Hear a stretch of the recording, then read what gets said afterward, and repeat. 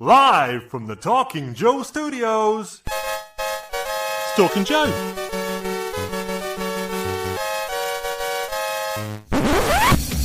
Talking Joe is on the air. Hey, hey, hey, it's me, Mark, and welcome to Talking Joe, the comics podcast relating to G.I. Joe, pertaining to matters thereof, and also home of, let me just check some recent reviews, home of bloody insufferable jingles. Are you bored on the 4th of July? Then thank you for joining us live. Today we will be looking at G.I. Joe, A Real American Hero, issue 318, released at time of recording 2 days ago, Wednesday, 2nd of July, 2025. The synopsis: G.I. Joe ninjas versus Cobra mutants. Storm Shadow and Dawn fight through Cobra's monstrous forces in search of vital intel. But Cobra Commander is always one step ahead. Or is he? Well, that was the synopsis at time of advertising this issue. How did it actually pan out? We shall find out. And finding out with me, as always, will be my Real American co-host. He's got his Stars and Stripes t-shirt on today because it is 4th of July. It's Real American Tim. Hello, Mark, and hello, listeners. Well, I've got red stripes behind me. And you put that shirt eagle in another room. And a white shirt. Yes, all of my eagles are in another room. Hello to everyone watching and commenting live. And look, it's also Infinite Entertainment. Hello, lads. Thanks for all the Joe Fest content. Was cool seeing the floor and whatnot. The Hama interview was great. That was posted for everyone yesterday. If you weren't on the floor watching it live, I felt like a kid listening to it. Fantastic. Mark, since you and I last did a regular episode where you were sitting at home and I was sitting at home, and we were not sitting next to each other at a G.I. Joe convention, how many episodes or clips have you posted to YouTube and maybe our other venues from Talking Joe's coverage of panels or walkthroughs at Joe Fest? And how shocked were you by the amazing number of views that those video clips have had? And can I make this sentence any longer before I finish it? Yeah, it was quite a few. I would need to go back and double check, but I think closer to 10 than 0. We did. I did a little tour of the Action Force International Heroes guys room. I went to Top Dog Comics. I did a tour of the floor of the show floor of the Joe Fest Con. I did a stream of the Super 7 panel, the Operation Recall panel, our panel, and I'm sure I'm forgetting stuff because there was probably lots more. But yes, so a good few Joe Fest related bits of content that I posted out. And it's also fun seeing the response from those different videos, because sometimes I might spend months trying to book a guest, spend many hours doing the research, reading back up on their work, thinking about some intelligent questions, doing the actual interview itself, spending many hours in cutting it together, and then a handful of people watch it. Or I'll just go, I'm wondering about the show floor. Maybe I just record some of this and put it on and see if people watch it. And that becomes my biggest watched video of close to all time. Or by many times bigger than the average or median viewership of a Talking Joe video. Do you want to say anything else about Joe Fest, which was a few weeks ago in Augusta, Georgia? Should we talk generally about G.I. Joe news? So I did bring my sketchbook along to Joe Fest in Georgia, and this year I got 2 sketches. I wasn't able to get the Hama sketch in my book that I hoped, but I did get a Mark Pennington Alley Viper sketch. Folks, if you're just listening, this is black and white and gray.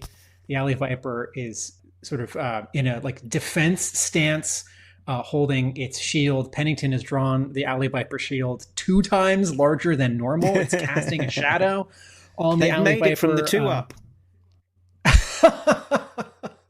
There's some Saw Viper humor for you. Deep cut, Mark. That was great. The Alley Viper in its left hand is holding a small crossbow, which kind of looks like Scarlet's crossbow.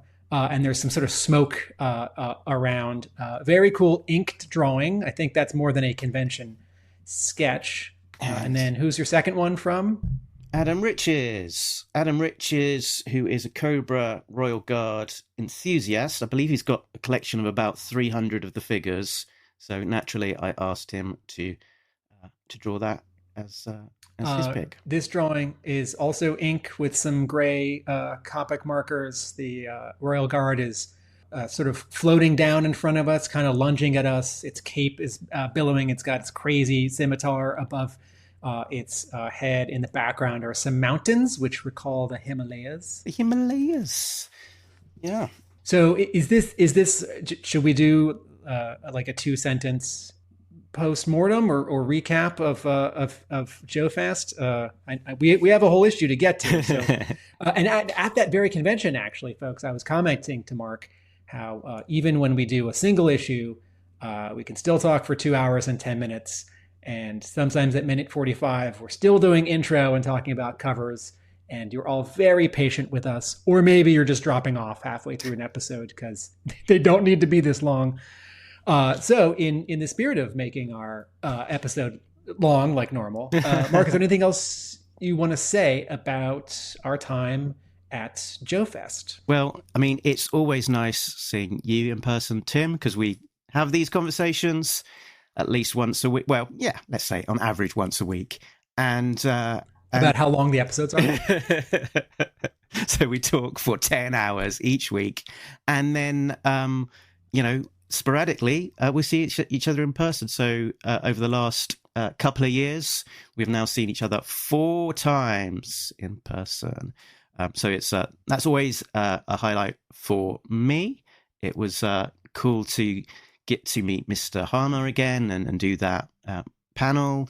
I think just in terms of the podcast, it's nice that it has a enough gravitas that we can carry off something like that it doesn't seem like an unreasonable thing for us to be doing.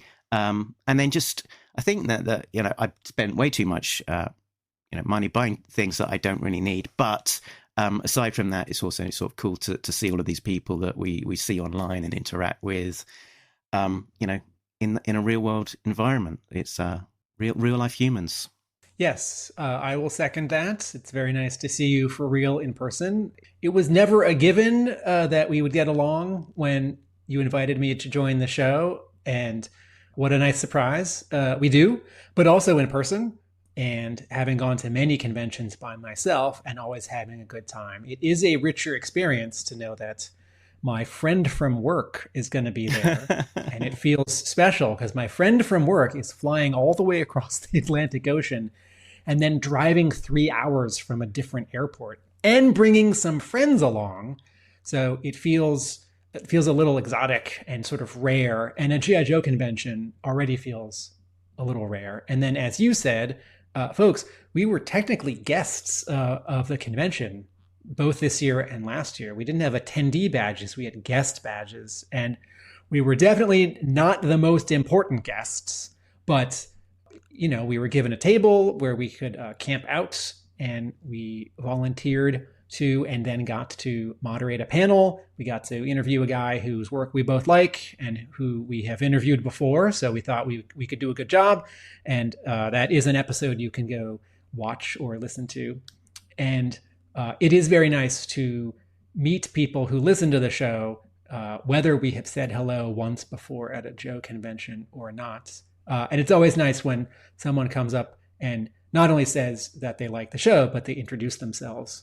Because I am not face blind, but I don't always know what people look like. So it's nice if someone says, I'm so-and-so, I listen to the show. And then I can start to connect that name with like the Facebook font of their name, if they comment in the Facebook group.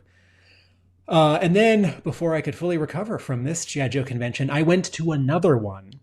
And Matthew Matson says, Tim was sketching the panels at DFW. That was pretty cool.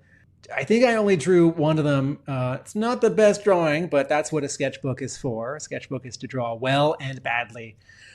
Folks, if you would like to read 12,000 words about my experience at Joe Fest, head to my blog right now, arealamericanbook.com. I've posted the first 2 parts out of 4. Maybe by the time you listen to this, if you're on a regular cycle, all of it will be up there. And then I'm immediately getting to posting my, let's say, 4-part convention report about the DFW show. That stands for Dallas Fort Worth, because it was near the DFW airport, and it was run by the DFW Club and Greg Brown.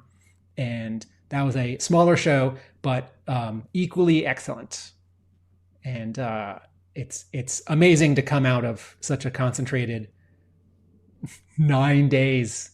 This sort of feels like the month of silent missions, where every day I had to do something about G.I. Joe. You know, like, I got to read this issue, or we're recording an episode, or we're doing an extra one because we're doing an interview, and then the next one comes out and I got to read it. It's like, well, is Mark sending me the PDF for the next one because we're interviewing this person before the issue comes out?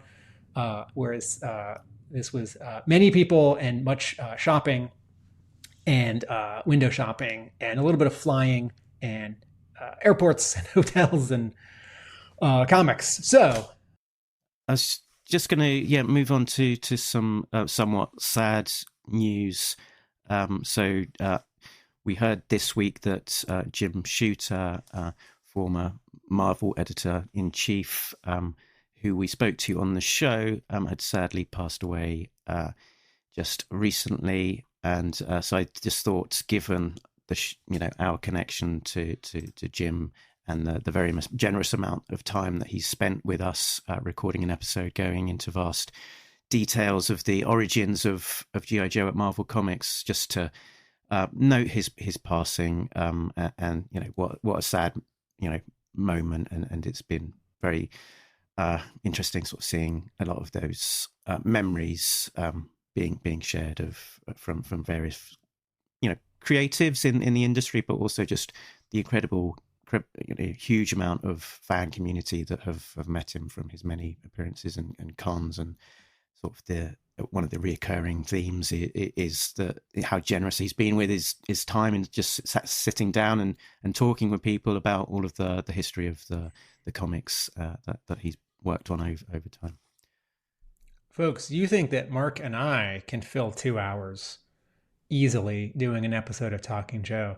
I say this with admiration. I'm not cracking a joke.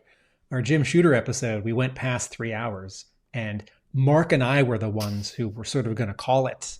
And I think Mr. Shooter was happy to keep going. I think in his more recent years, he was on his blog, he had said, someone said I should write a book, an autobiography. And I don't know that I'll do that, but this is like 10 years ago.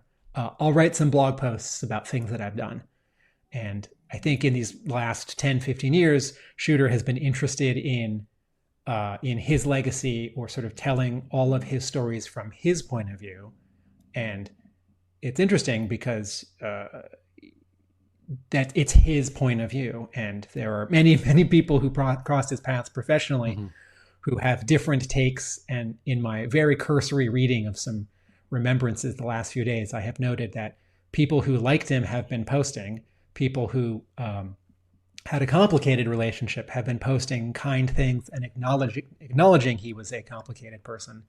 And I have not seen any postings from people who had for many years not liked Jim Shooter. And maybe that's the polite thing to do, the week after someone dies. But as Mark says, it's really cool to have a long interview with him where we could just talk Marvel in the 80s and G.I. Joe. If you were new to the show, go listen to that episode. It's great. On screen is Bill Sienkiewicz's illustration of Jim Shooter, which he often does sort of a remembrance portrait when someone has passed away. And this one is clearly someone a little bit closer to him. He did a portrait of Jim Shooter from the neck down to his feet that hung on Jim's wall, sort of in celebration of his infamous height. And Larry Hama, of course, also shared some memories of Jim. I didn't record a song for this one, Tim, and it's not that I've been broken by the waves of negative comment, but but simply just sort of ran out of time a little bit because it was quite condensed recording schedule for this one. But also, I think this will bear out in our discussion. I was a little less inspired by this issue in terms of getting a nugget that I wanted to that sort of needled away at me that felt like it needed to be made into a song, which is often how it works. I'll get an idea, it'll sort of be in the back of my head for a little while, and then I'll turn it into a little sort of a parody song or something. And nothing inspired me this month, unfortunately. I have a comment. I have a thematic comment that follows on from that, which will be my top-down overview observation of the issue. Do you want to do credits? Let's get to that in a bit then. Right. So credits. This issue was brought to us, as always, by writer Larry Hama, penciler Paul Peleteier, inker Tony Kordos, colorist Francesco Segala, with Sabrina del Grosso, the flatter. Like Pliny the Elder, Sabrina del Grosso, the flatter, letterer Pat Brousseau, editor Alex Antone, rhymes with phone, publication design Jillian Crabb, production design Richard Mercado, and creative consultant is Diana Davis. Oh, okay. I'm just going to interrupt this for a second because I might forget before the episode is over.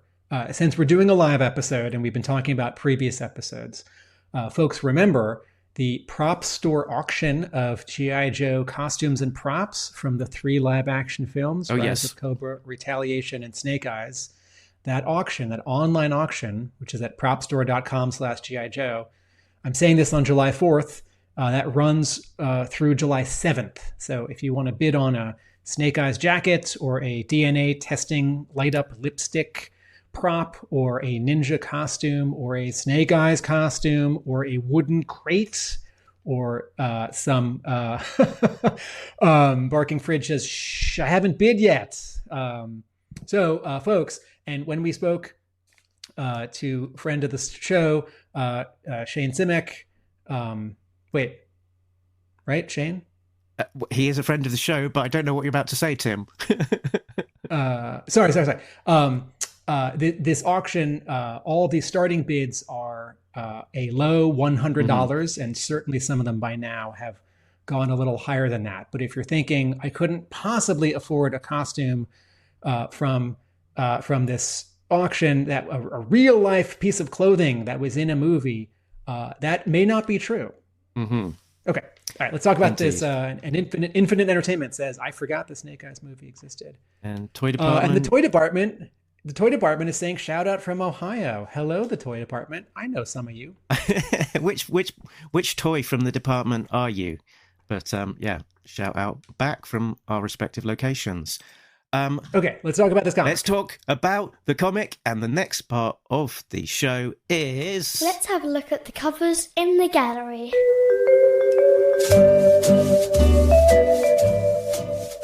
Okay, cover A is drawn by Andy Kubert and colored by Laura Martin. It's Storm Shadow and Don Marino in the sewers with swords attacking several Cobra soldiers. They are in the Andy Kubert slightly beefed up, sort of inspired by the Classified figure designs. 2 of them have been slashed. 1 is being tossed aside. Storm Shadow has both swords out and both of his arms are straight, 1 in front of him, 1 behind him. Dawn is lunging. The other Cobras are sort of down in the water, firing and missing. The background is all a muted, pasty green. And then the inking in Kubert's composition behind the 2 Joes is a very dominant circle because of the shape of these sewer tunnels, and then in the distance is another circle and another circle. So you get the sense that this whole tunnel is circular, not rectangular like a hallway, or hexagonal like on the Starship Enterprise. The top third of the cover, there's a lot more inking. There's a lot of black in those bricks. So this sewer system feels very old. And then way in the top, there are some pipes. Kubert does that standard convention where when there is an attacking force in the foreground heading away from us towards our hero or heroes, oftentimes someone, a goblin, a barbarian, is sort of turned. I'll mime it. I'll mime it for the people watching on video, like this, like looking back at us. But in this case, this Cobra soldier is about to die and is clutching himself sort of underneath the water. And we just see one wide eye in shock and surprise as he takes his last breath. And maybe continuing his step forward, Storm Shadow's going to push that Cobra soldier's face underwater. Very cool cover. The angle and the foreshortening on Storm Shadow is something we've never quite seen in a G.I. Joe cover, the way that his legs are overlapping and his torso is aiming away from us, but it's still quite powerful and fun. I forgot to get the cover B up on the screen, but... Oh, well, that's okay. But I do have this. Oh, okay. So here's Matthew Matson's action figure recreation of this cover with toy photography, where we have Storm Shadow coming at us and Jinx behind him and a bunch of classified... These are all classified figures, classified Cobra soldiers, all on the bottom getting stepped on and knocked away with swords. Matson here has replaced the sewer environment and the green light with a sort of Cobra headquarters tech background and some blue and red light. Lots of fun. Maybe if you keep sending this in every month, you can become a regular feature in the letters page. Okay, cover C. So cover B is Kubert's work, inks only, no colors. We're not looking at it right now, but it's awesome. Cover C is drawn by Francis Portela and colored by, and there's very little color on this one. This is one of these, quote, camouflage covers. This is the 1:10 ratio variant. It's Storm Shadow. He is leaning to his left. His left shoulder is much lower than his right shoulder. There's a really strong diagonal across his shoulders. He's holding both swords. He's got all these dominant black straps and a black sash for his belt with a pair of nunchucks. And as is standard for these camouflage covers, not all of the outline edge lines are drawn in. So the white of his head, the white of his legs, becomes the white of the background. So it's like he's camouflage. Very cool. I don't know if IDW wants to publish a book of portfolio prints, but these Portela 1:10 variant covers would make a very cool one because they're, each one's a big block of color. Cover D is drawn by Tiago da Silva. Is this a store exclusive, Mark? This is a store exclusive from 616 Comics, and it's unusual that there is a left and a right version of the comic. I believe this is two separate comics, one with a left-hand image of Snake Eyes and a right-hand image, which when joined together form a single image of Snake Eyes jumping through the night, framed by the moon in the background. This is that style that looks very sort of photorealistic and CG. It looks like a modern video game cutscene. It looks a little bit like a live action photograph, but sort of at all the edges, there's just a little vibration in the color, which both sort of shows that the character is moving. I'm not talking about the blur effect. And also to me says computer, as opposed to a black outline where I think someone has drawn this, like one line at a time. The rendering here is supposed to be photorealistic, even down to the textures on Snake Eyes' costume. This is a very smart or cynical scheme to get people to buy not one but two different variant covers. Draw one image, and maybe it's twice as big as normal. Draw one image and cut it in half, and then you've got two we've got two variant covers, and so maybe people want to get both so they can put them together. And the next variant is by David Diaz from Eastside Comics, and the subject of the cover is... Oh, look, it's the Baroness, Tim. And here is an extra special jingle just for this week, given that this is the first show after Joe Fest.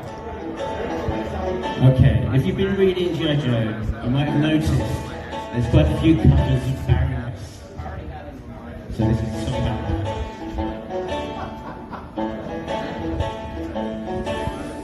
Why are there so many covers of Baroness?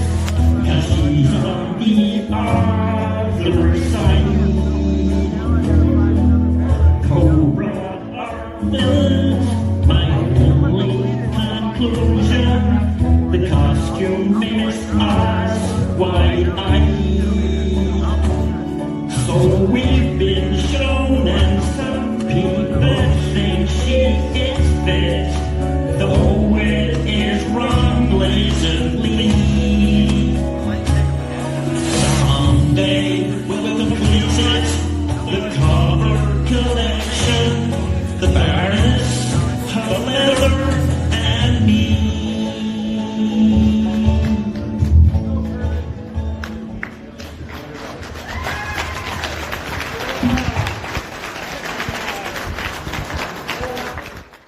That is a one-time sharing of that video, and then it will be destroyed.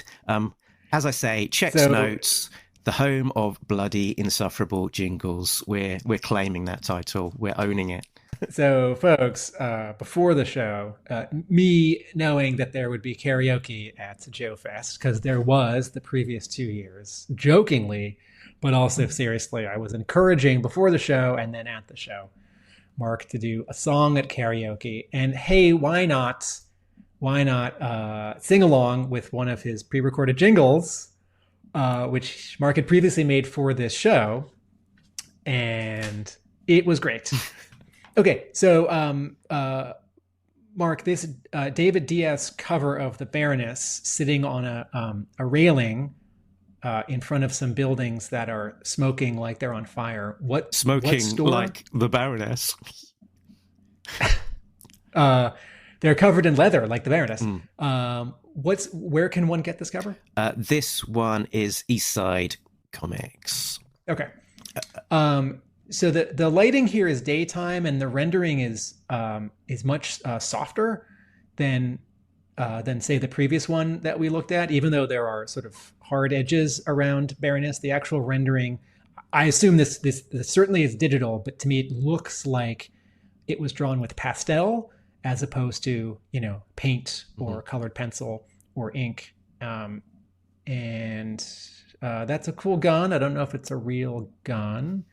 The Baroness is not in this issue. Oh wait, no. She is Baroness briefly, is isn't she? She's on one page. Yep. The Baroness is in 3 panels this issue. So yes, technically, sure, have her on a cover. It's a less exciting Baroness cover, let's just say. I think just having her standing there or sitting there, particularly when it's unrelated to the issue, or just not an exciting storytelling pose, I'd say, is less interesting to see. Also, the connection between what she's doing and what's behind her is unclear. I feel like if she was holding a remote control device or had some sticks of dynamite, then we could make a connection to these buildings that are smoking behind her. But we're cropped so closely to her that this one building is smoking feels like an afterthought. And I don't get the sense that there's sort of pandemonium in the streets, or, other bombs about to go off, or emergency vehicles showing up. So I feel like the foreground and the background of this image haven't been reconciled. Mark, in the inside front cover of this issue, there was one more name, Suspiria Vilches, who does another variant cover, or 2. This is an exclusive for Big Clutch, which was available briefly online as a sort of early access.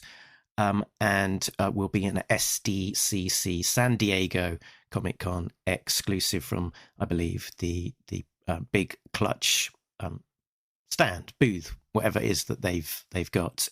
It's one of Baroness and one of Scarlet, so sort of face/torso plus a sort of a zoomed out shot of both of those two characters as well, and sort of a slightly more artsy, impressionistic kind of take rather than the kind of cover that we just saw from David Diaz. I'm reminded a little bit of the work of Tula Lotte, if you're aware of that name, who does a lot of covers as well.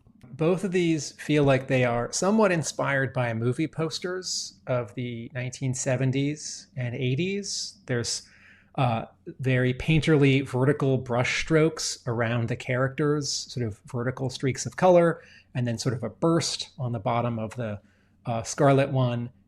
And in that, Bob Peak, Star Trek, the motion picture movie poster kind of way, and plenty of his other posters. These are both montages with characters repeating, sort of heads prominent. Okay. Cool. So I think we're ready to get into... I thought we were ready to get into the issue itself, but Diana asks an important question. Why is Scarlet artistically farting on Snake Eyes, causing devastation? It's the important questions to be asking.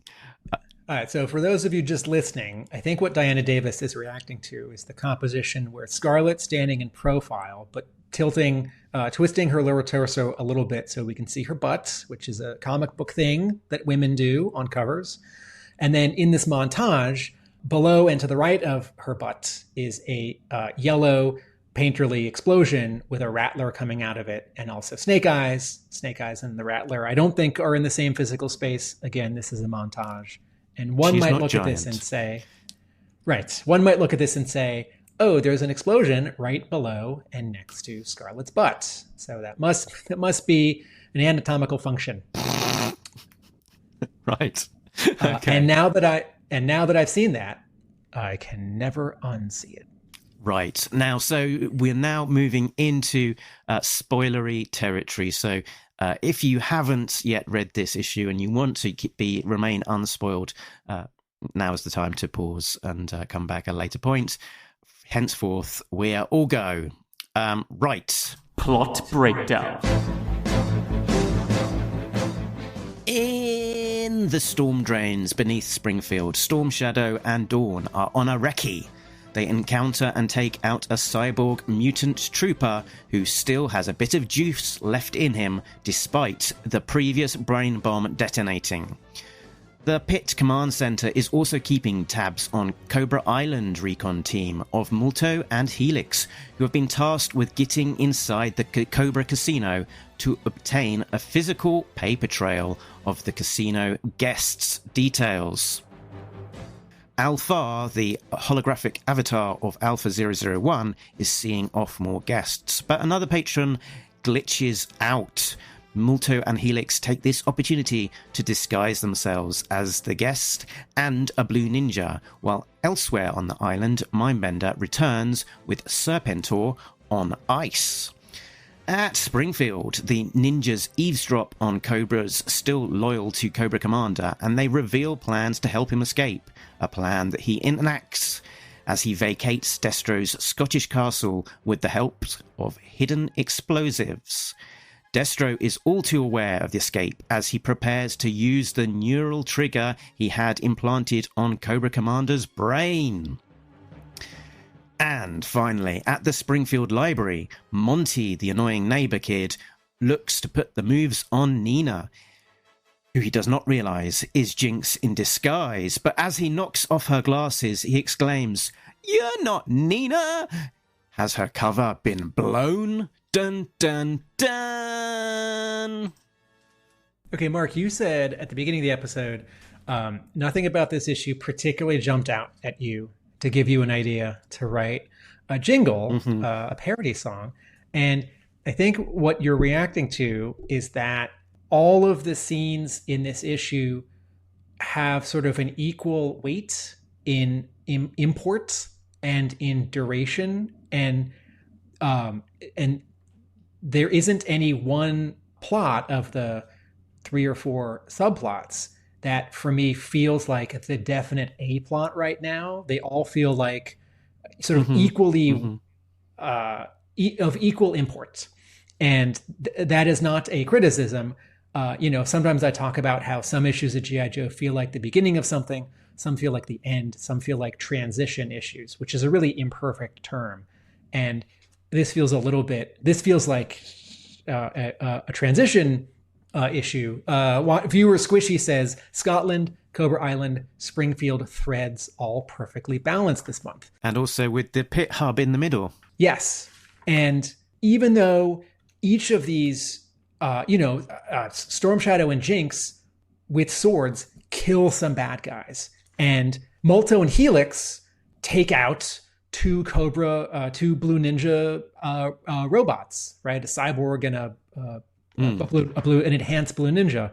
And these are both very cool scenes with, decapitations and robots screaming, "Scree!" right? And then there's a really neat sort of wrinkle in this development of the Destro and Cobra Commander relationship in the sort of Springfield who's in charge relationship. And so these things are all exciting and I like them, but no one of them feels like the thing that gets more pages or has sort of the most exciting moment. And so I think in a very reasonable way, no one thing jumps out at either of us from this issue as sort of the primary thing, while everything else sort of sinks a step down. They're all, equally weighted.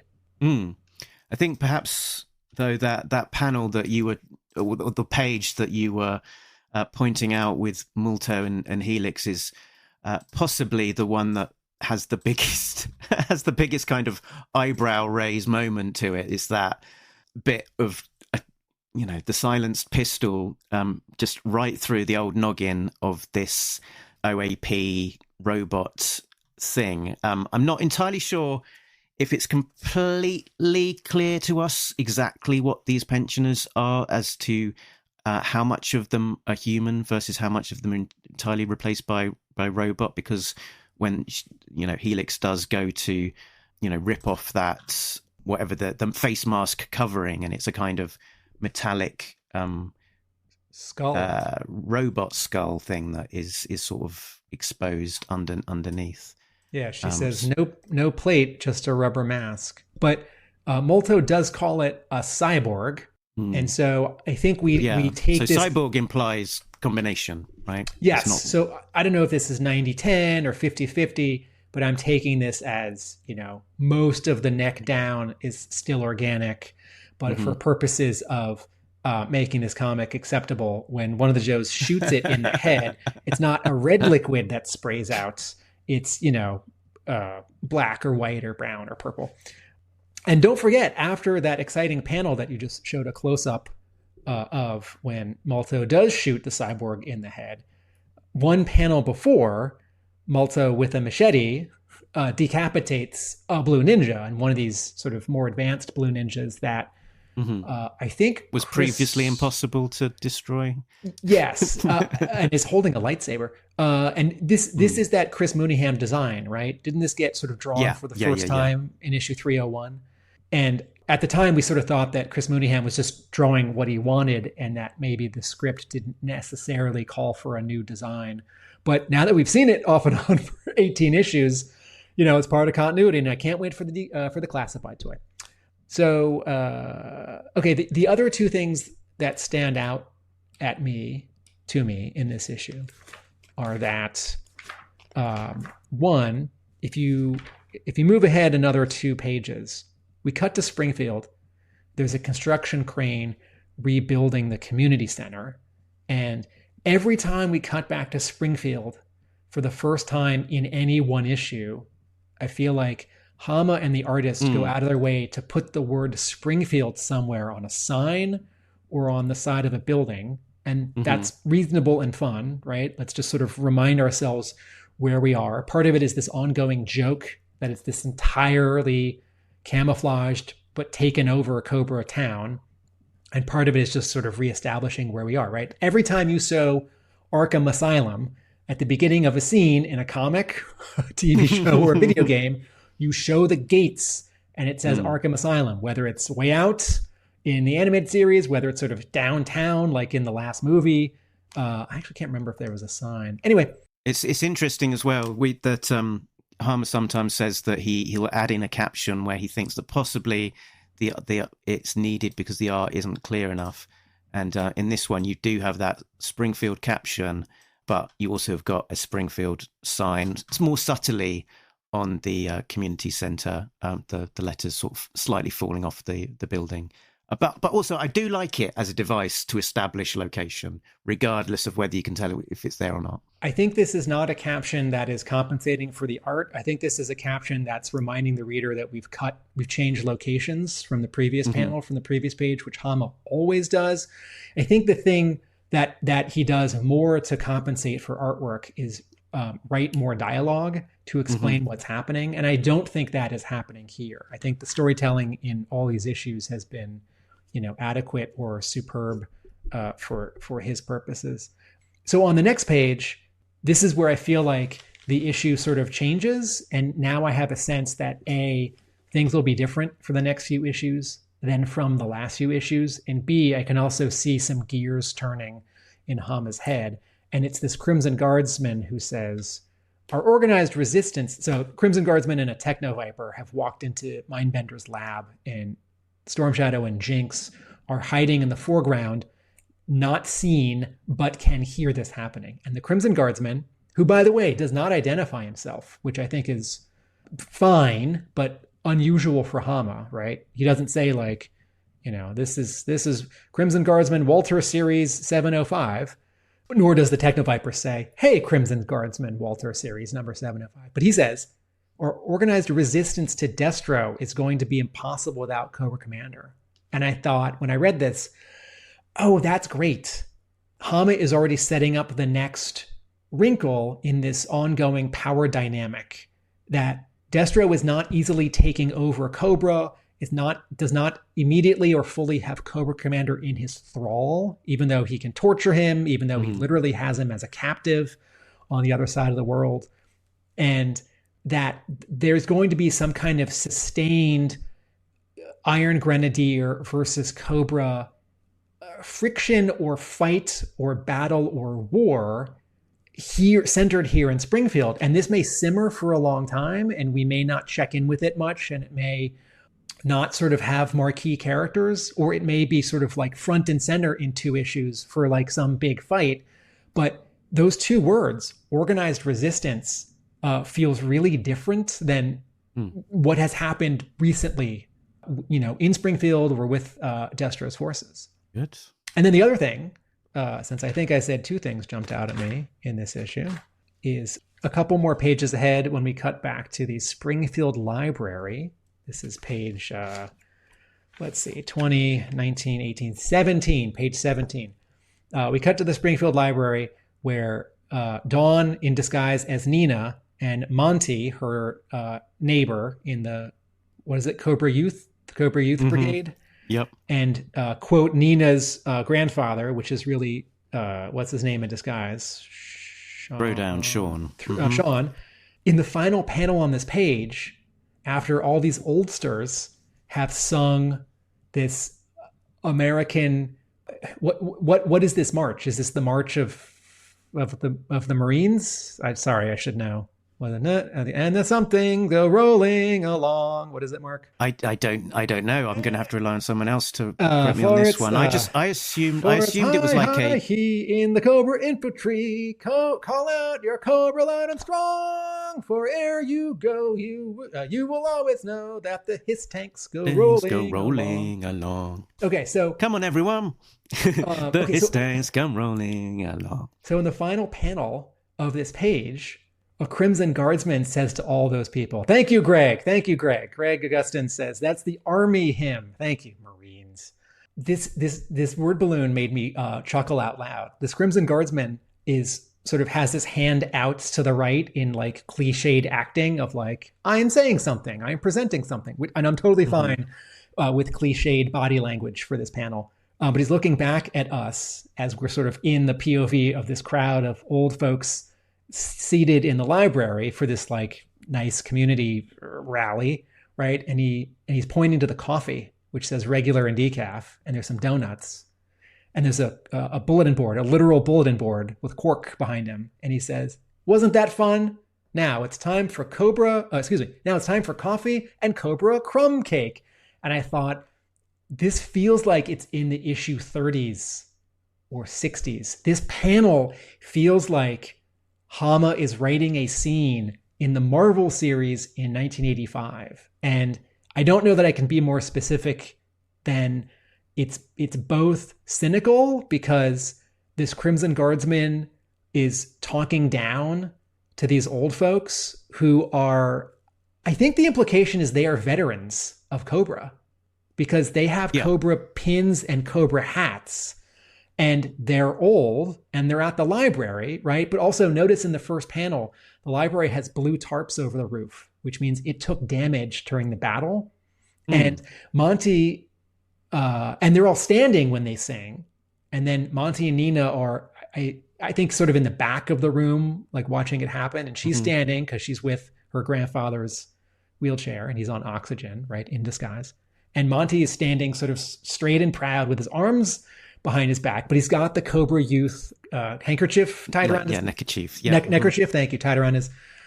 So Hama is both being cynical, but also very funny because it's not just crumb cake, it's Cobra crumb cake. So this note rhymes with, Yojo Cola and Cobra Cola and the Dreadnoks wanting grape soda and chocolate donuts, not because it's a food product, but because it's sort of branded or has been taken over. And that panel right there, I think this is the least important panel in the entire issue in terms of moving plot forward. Because this panel where the Crimson Guardsman says this is not doing anything about the resistance, the Cobra resistance against Destro and the Iron Grenadiers, right? This scene is happening sort of on its own away from that stuff. But two things. One, it raises the stakes for the next page when Dawn gets found out. Correction. Jinx. Because it's not just a kid in front of her that discovers her deceit, right? Because she could kick him in the face and then run, or she could knock him out and say something like, oh, don't worry about Monty, everyone. He has a crush on me. He's so excited. You didn't hear what he just said as she puts her glasses back on. No, her disguise is revealed in front of a Crimson Guardsman, right? So I don't know what's going to happen in the next issue, but Hama's giving himself for a room for Dawn to have to both knock out Monty and also this Crimson Guardsman, and we don't know how big the room is. Well, they're not in the room anymore at that point, though. They've gone out of the room. They're outside, and I think they're back at her house. That he's walked her back to her door, and he's taken that moment to lean in. You are correct. I was truncating that space too much and not actually inspecting the panels in front of me. Okay, so the Crimson Guardsman is not there. But let me just go back to this point. I was half wrong on everything I just said. But that panel is really funny. I was making this point when you and I were preparing for our panel with Larry Hama at this convention. As Hama has said to us, and I have to remind myself, Hama is not interested in plot. He's interested in character. And that's confusing sometimes because the two are synonymous and it seems like you can't separate the two. And I think a lot of people think, no, plot is more important. What happens? And this panel is all character. And it's so cynical and it's so funny because it's just this ongoing joke that Cobra has taken over and either people don't know or they're okay with it. And Hama's saying, look at this. Isn't this terrible? This terrible guy. And everyone's like, yep. Back to you, Mark. This last image is, I was just looking at us going, oh, that's a very Norm Brayfogle expression. There we go. Norm Brayfogle, who did a long and amazing run on Batman. So that's complete distraction. And who never drew G.I. Joe, but man, wouldn't that have been cool? Actually, Tim, he did do a couple of covers for G.I. Joe for Dark Horse, so that extreme version, but it would have been cool if he did do some regular ARAH. That would have been very cool. I had to look up something as well. You're talking about Monty's neckerchief, and I was going to say, and also his woggle with a Cobra logo on it. And I had to sort of stop and check and look at it and say, is it a woggle? Is that the term? Am I going to say something that's going to get myself cancelled? I looked it up. I'm safe. It is the right term for a Scout sort of neckerchief connecting rubber tubey Pin? thing. Sort of a pin? Yeah, that is. It's not quite a pin. It's more like a round kind hoop. of bit of hoop that It's the like a belt thing goes buckle. through. A belt buckle for Yeah. a neckerchief. A decorative. That's right. Okay. I've been talking for a while, Mark. You say something about the issue. But Frank makes a point. It does stretch credulity that anyone in Cobra survives to retirement age, and it's an interesting point about how do you get Cobra retirees, because in the real world, Cobra. The adventures of Cobra and G.I. Joe have been going on since 1982. So we're at, 43 years now? Start serving in your 30s. You could be in your 70s easy. But time in the comics doesn't work like that. Duke is still in his, I don't know, mid-30s-ish, something like that. So how does this all work? The no prize could be that these are the parents of Cobra inductees, and they've been properly, inducted into the whole Cobra way of life. And they've got all the accoutrements of the songs, the merchandise, the lapel pins, all the rest of it. And that's how they're at an old age. I think they are. First of all, they're not very many. It feels like in this scene there are 15. And compared to the thousands or tens of thousands or hundreds of no, I'm serious, hundreds of thousands of various Vipers and support staff. These are the only old Cobras. Well, I mean, if you're a Cobra infantry, and you're 18, you're 25, you're 35, and you make it up to Cobra officer, maybe you make it to Viper. I don't know how it works, and maybe you're a specialist, and you become a Secto Viper. At a certain point, at 55, I mean, surely there aren't a lot of Secto Vipers, but I don't think all of them and their bugs have been blown up. And so eventually they get cycled back into Springfield or Broca Beach, and they just have to live in those places. And so I disagree. I do think, not many, I do think there are older Cobra veterans. Okay. Diana confirms that Duke is now years old, so that's good. And Greg comes up with the phrase neckerchief slide, which is on a lot safer ground there. There was another interesting comment in the comments from Squishy, which is, I think Monty will need to be silenced.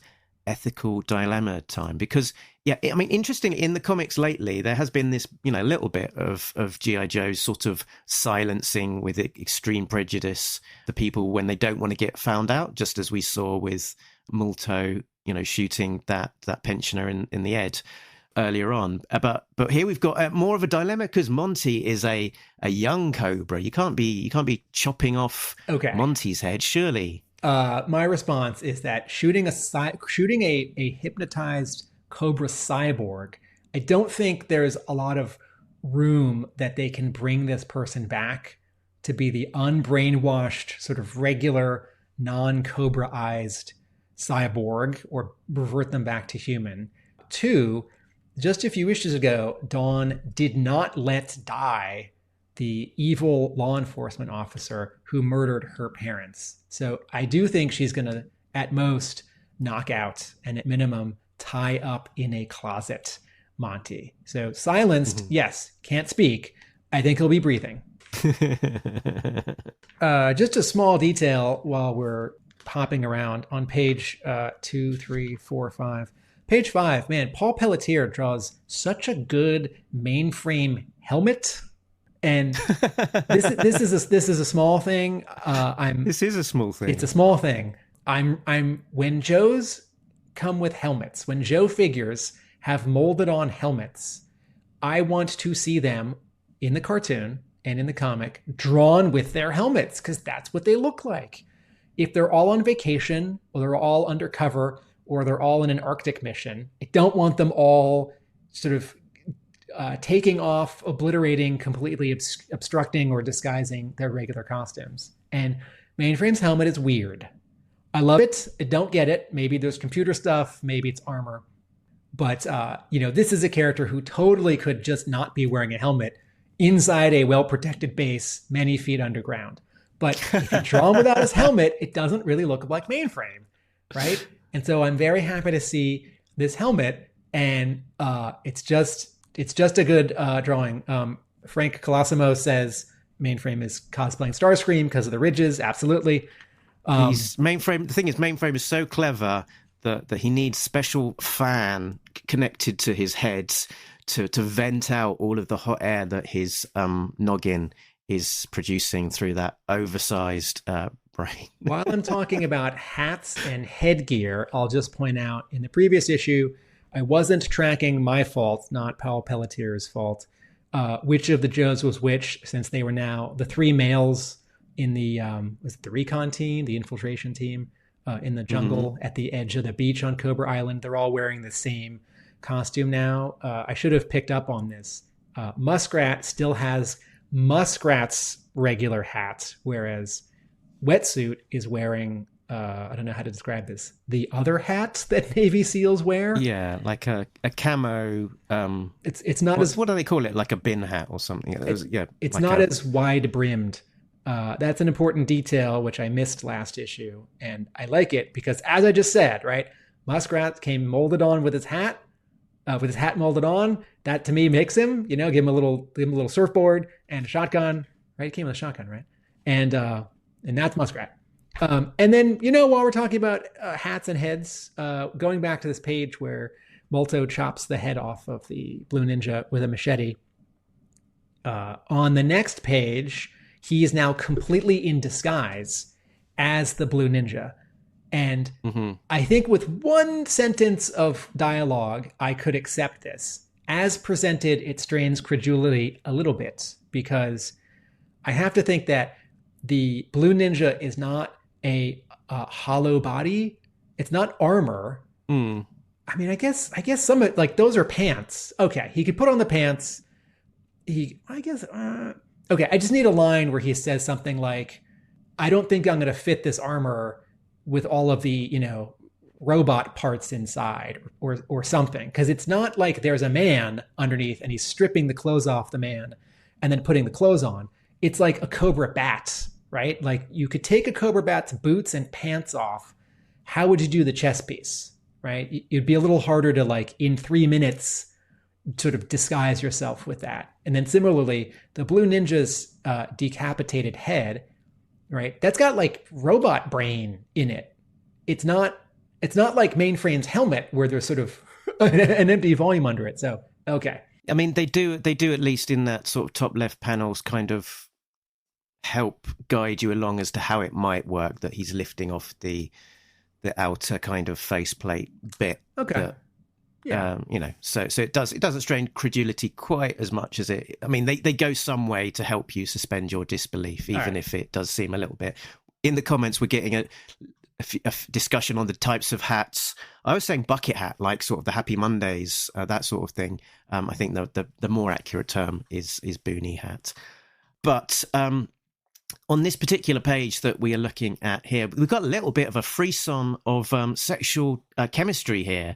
Or sort of the female gaze from what she called Helix, looking at Molto. He says, "You get changed, I won't look," and she says, "I've got no problem with that." As she ogles him, Tim. I say ogles. Wait, there's more to describe here. She's taking her shirt off, her yellow shirt that's under her sort of action figure armor, because she's going to be putting on the tank top that the cyborg was wearing, the lady cyborg that they just sanctioned. And he has taken off his shirt and he's taking off his ghillie suit because he's gonna put on all of the Blue Ninja costumes. So he's being a gentleman. He's not looking.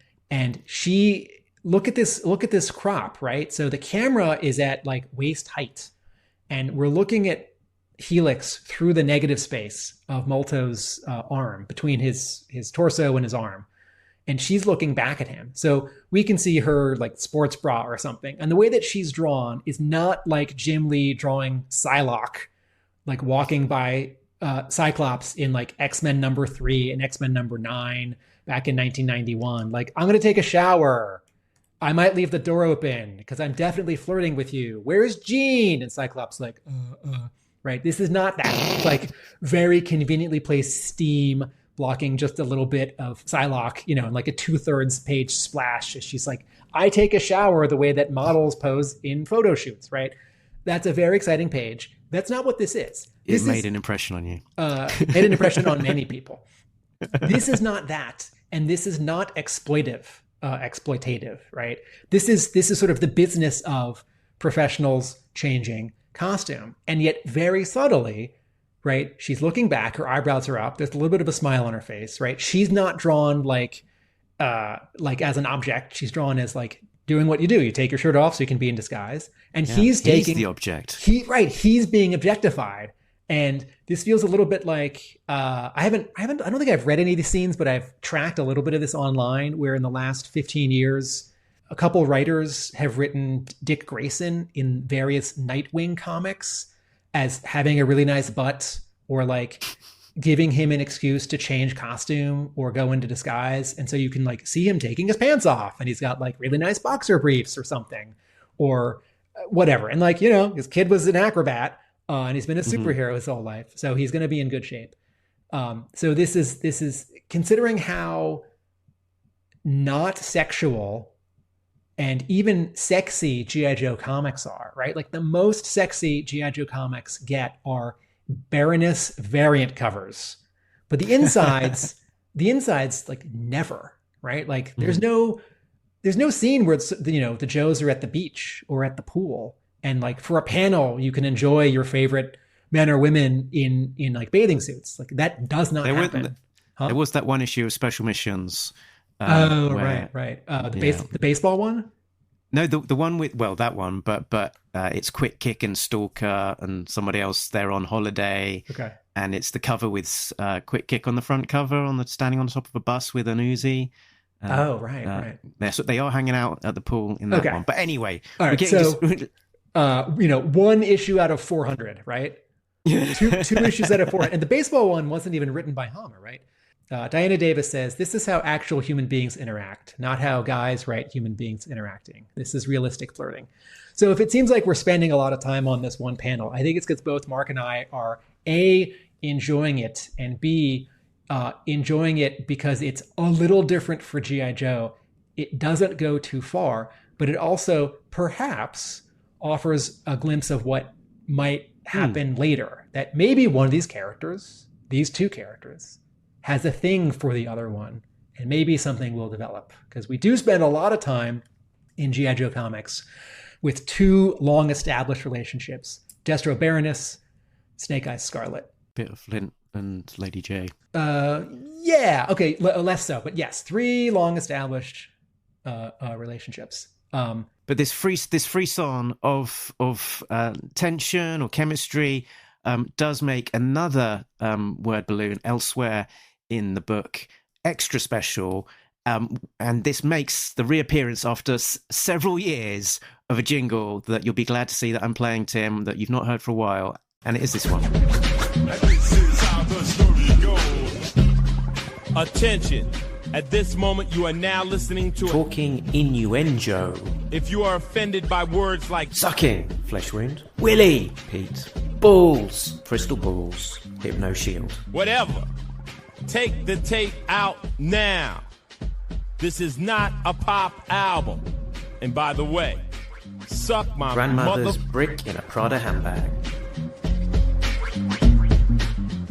That's great. Tim, are you ready? Are you ready for this next panel? Yeah, what's the next panel? This is Wetsuit, Multo, and Helix are attempting a penetration. Well, boo, boo, boo. But that actually happens first. Okay, it does happen first. I do think Hama is just writing I do think Hama's just writing military stuff here and not setting up the change of clothes for a few panels later.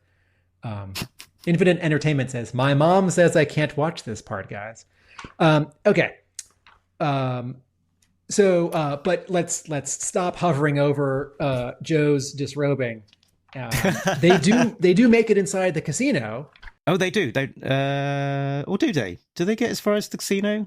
Yes, I've got eyes on Molto and Helix. They're walking into the casino, and as Wetsuit says this, it's a POV shot looking through his binoculars. Molto in disguise is looking back at us, giving a thumbs up, and they're like at the entrance. And then I have to remind myself at the bottom of this page. So, okay, I appreciate at the bottom of this page that Wetsuit is sort of narrating for Muskrat, and he says, "Oh, Dr. Mindbender's back. He's got some new wardrobe." And Joes have changed costumes often over the years, and it never gets called out. But as a kid, it was both shocking and exciting to me when a character was released with a new color scheme or a new design, Flint Tiger Force, Flint Eco Warriors.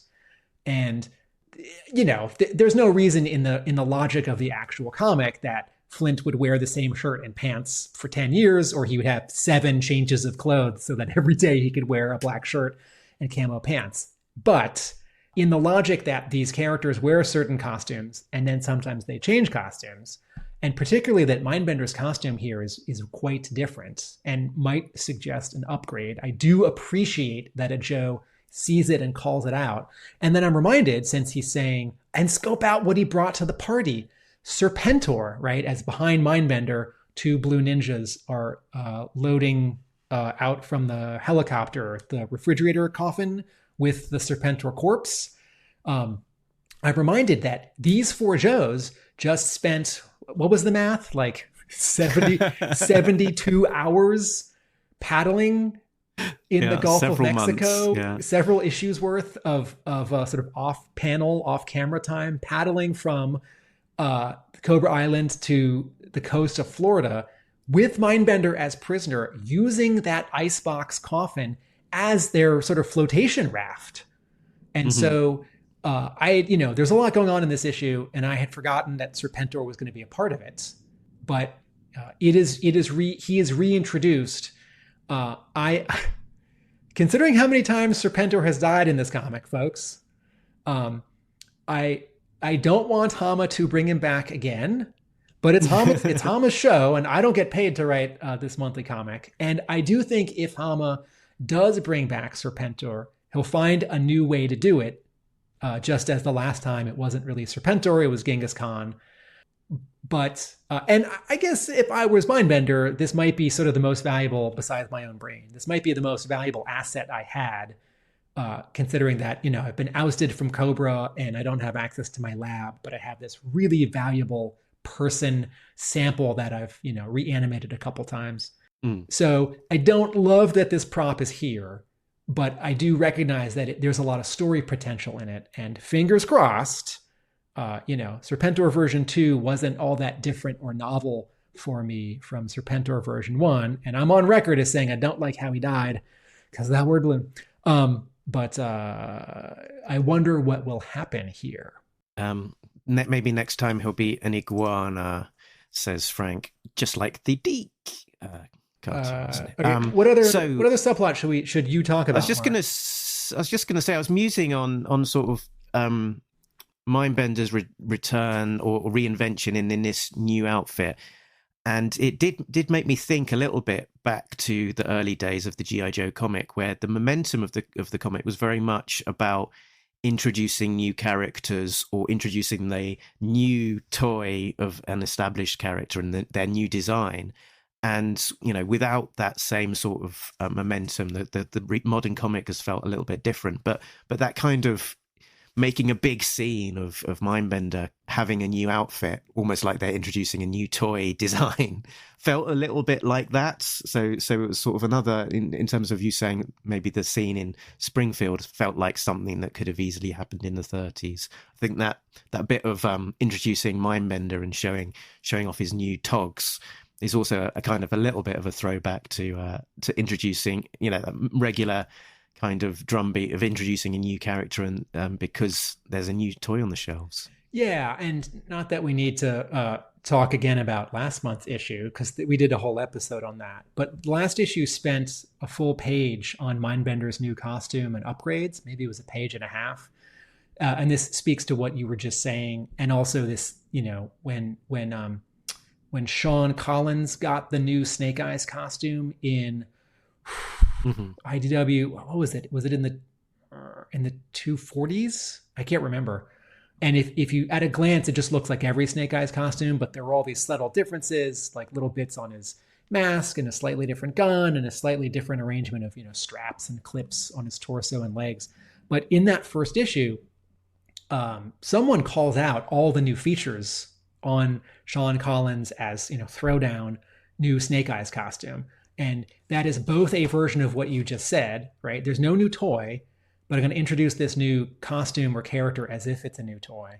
And also, as we've said before, Hama is really interested in gear and, what it can do. And in fact, we asked him about that at our panel at JoeFest 2025. And if you haven't listened or watched, that's a whole separate episode that you can find on YouTube and wherever you get your Talking Joe episodes, podcasts, blah, blah, blah. All right, let's talk about maybe, Mark, do you want to say sort of one more thing about Storm Shadow and Dawn in the sewer?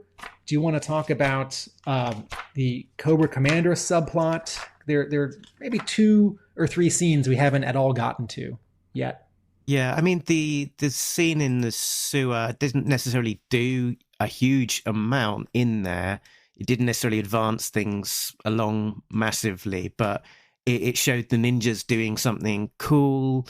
It kind of, reestablished Storm Shadow as the kind of slightly more experienced of the two, and Dawn maybe still with a little bit to learn. And it had this cool, inverted commas, zombie scene with this Cobra Trooper sort of, reanimating himself and attacking and having a nice bit of action associated with it.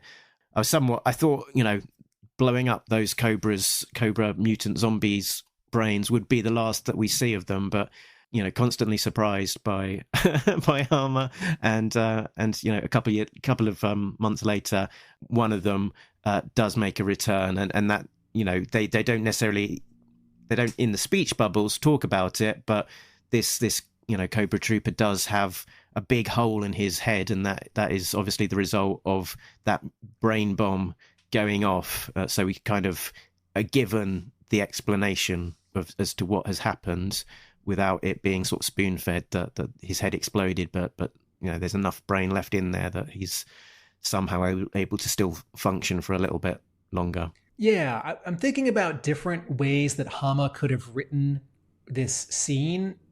He could have Storm Shadow and Dawn. I mean, let's forget the solicitation for a minute, which promises, ninja action versus zombies in the sewers, right? If you're just looking at this as 20 more pages for this month of G.I. Joe, and in the previous issue, these two ninjas are gonna go into the sewers and infiltrate Springfield underground, right?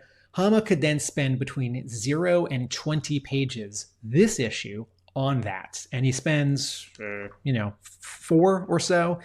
And to call out as well that often the solicitation and the cover might even come before the script has been done. So it might have been that he's going to go, well, I'm going to do something with the ninjas in the sewer. Hubert, you go away and do the cover.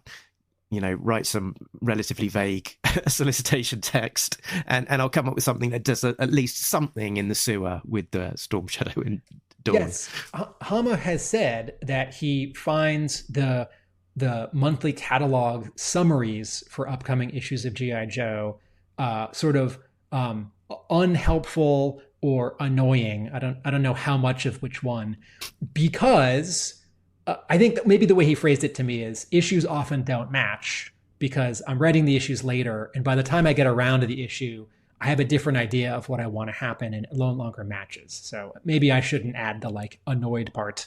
I think he might have just been stating a fact. If people don't understand why they don't match, or if people are aggravated, here's why. All right, so Hama shows up for this issue.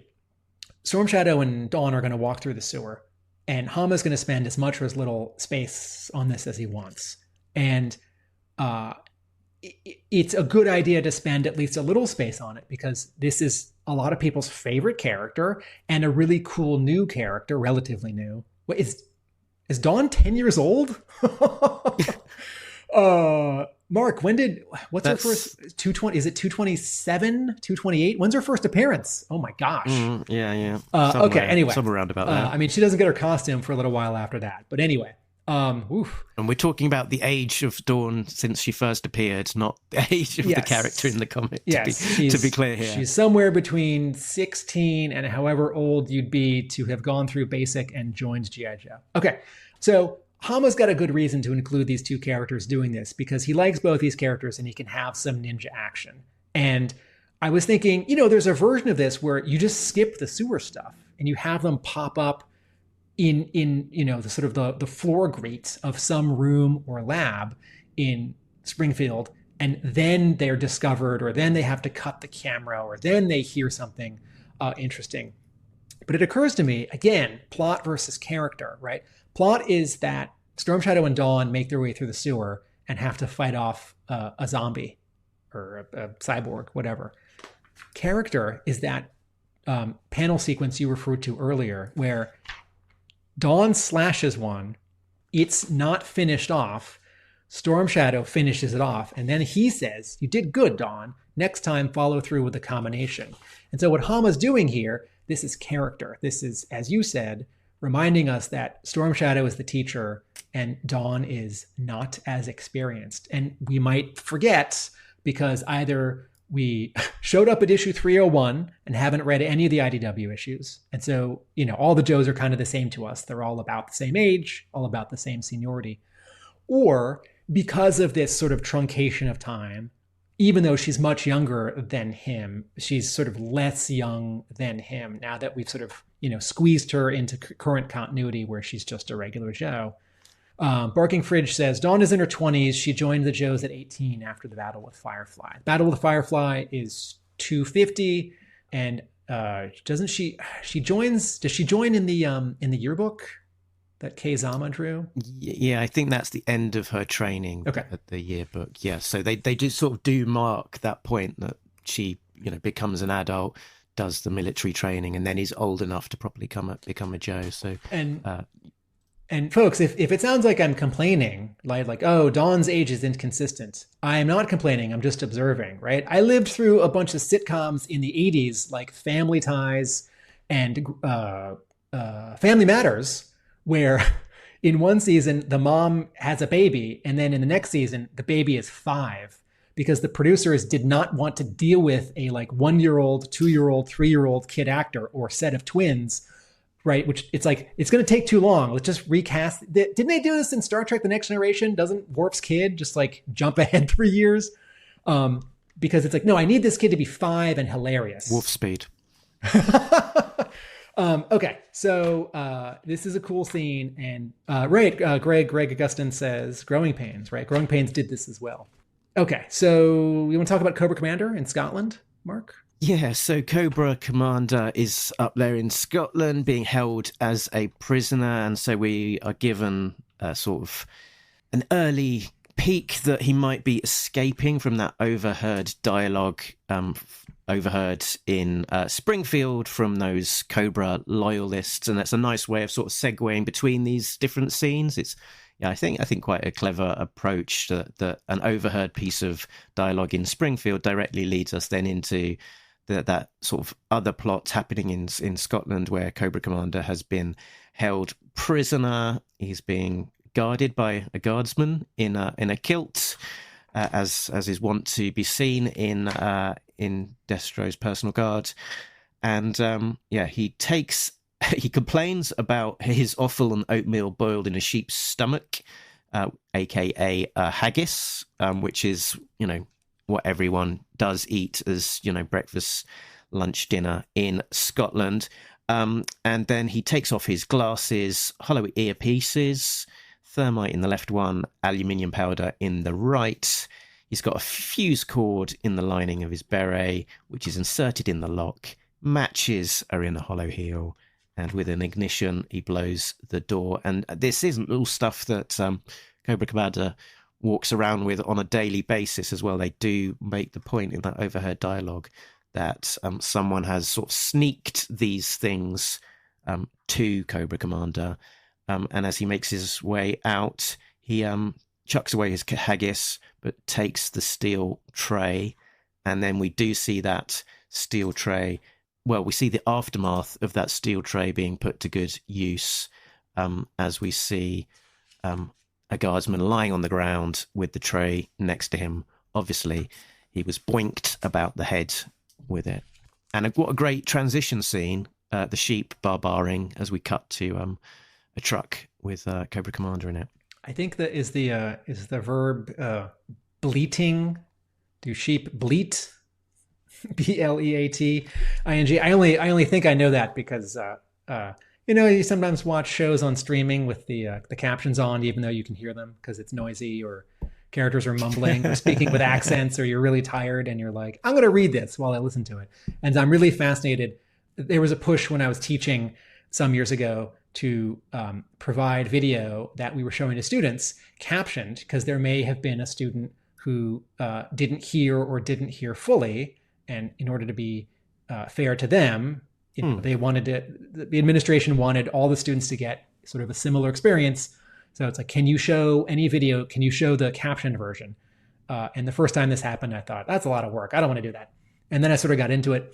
And students were doing it when they would show their homework, because maybe they had a fellow student who had issues with hearing. And it becomes a really interesting exercise in very quickly describing the sound of something.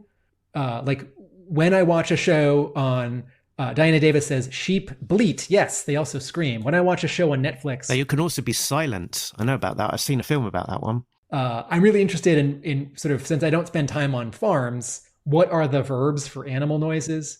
But also, my wife and I have seen the trailer for Jurassic World Rebirth 8 times in theaters recently. Every movie we've gone to for the last 2 months, we've seen that trailer. And she was somewhere out in public and there was a TV on and the sound was down, so the captions were on. And she said, I'm really enjoying the caption descriptions for this Jurassic, it's like growl in brackets, growling, like thunderous footsteps, screaming, rumbling, growling. Anyway, we're talking about G.I. Joe. On subtitles, I wonder at what point, at what year the phrase or the terminology chittering first entered the lexicon, because that seems to be on almost every single thing that I watch now. Certain lexicon in the subtitles, which is just sort of really who chitters caught on. Who or what? It's sort of any, like in The Last of Us, maybe some of the zombie monsters in the background. Right. Even though I didn't know what that was, I knew what that was. I think I have seen that for captioning on Stranger Things. And Stranger Things. It appears a lot. But back to G.I. 10 Joe. years back. It's sort of like spices, like Frank Colosimo says, I have been chittering since it was cool. And Greg Augustin, while we're on this page, makes a very astute observation that the driver of this particular truck is called Robbie McLeod. Robbie equals Robert, which can also be shortened to Bob. Is this a reference to Bob McLeod, aka the inker who has inked various G.I. Joe works? And sorry, I lost I think you're back. You're back in the room. Yeah. Speaking of Cobra Commander on this truck with some bleating sheep and Robbie McLeod, where did Cobra Commander get that pistol? Probably from the guard that he bashed about the heat with his tray.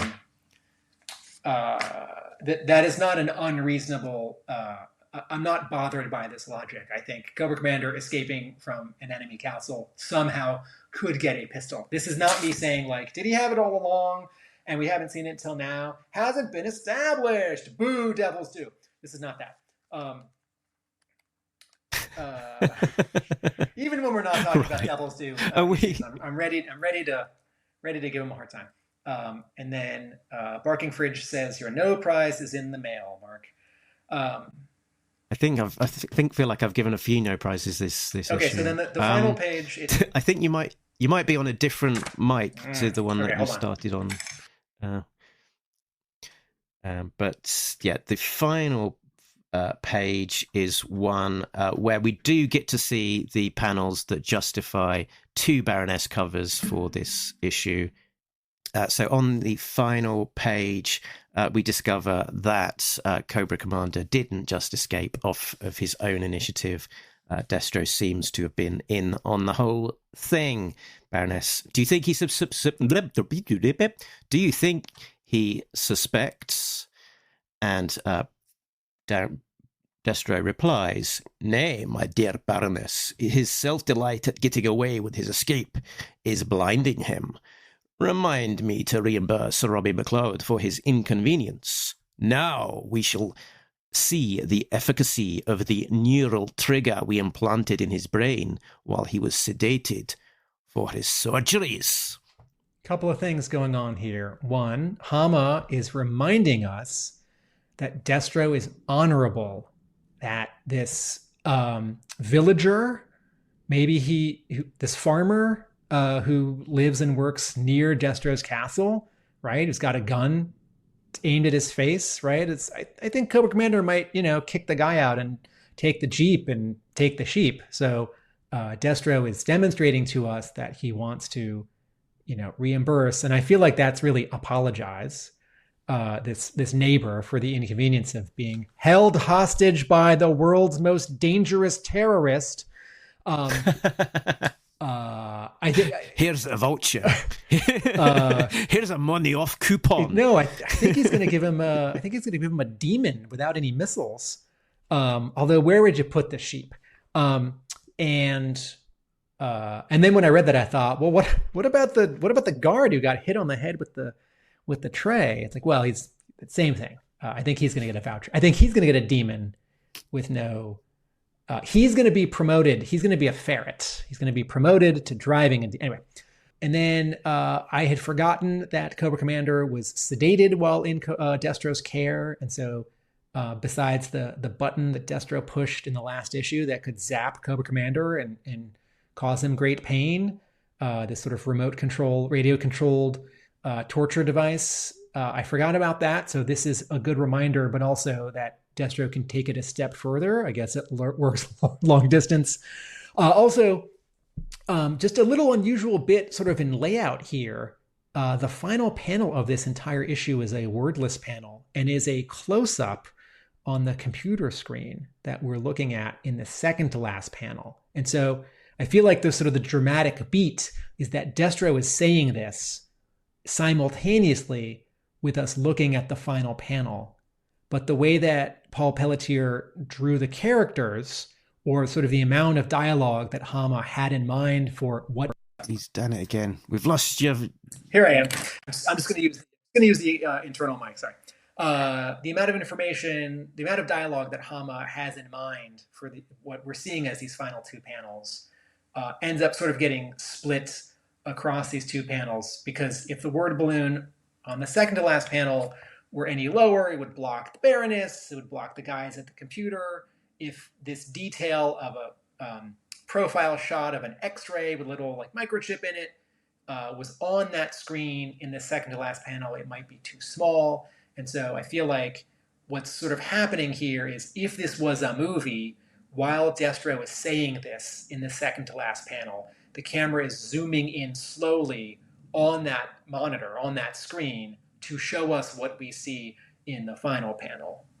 So it's not unclear. It's not bad. There's no problem with this layout. It's just a little different than normal, because we end on this wordless panel that ends up sort of reading like sort of a postscript to that dialogue, even though I feel like they're simultaneous. Mm-hmm. I think Diane has been doing some desk research. Apparently chittering has been around since the mid-12th century. Chaucer used it in 1386.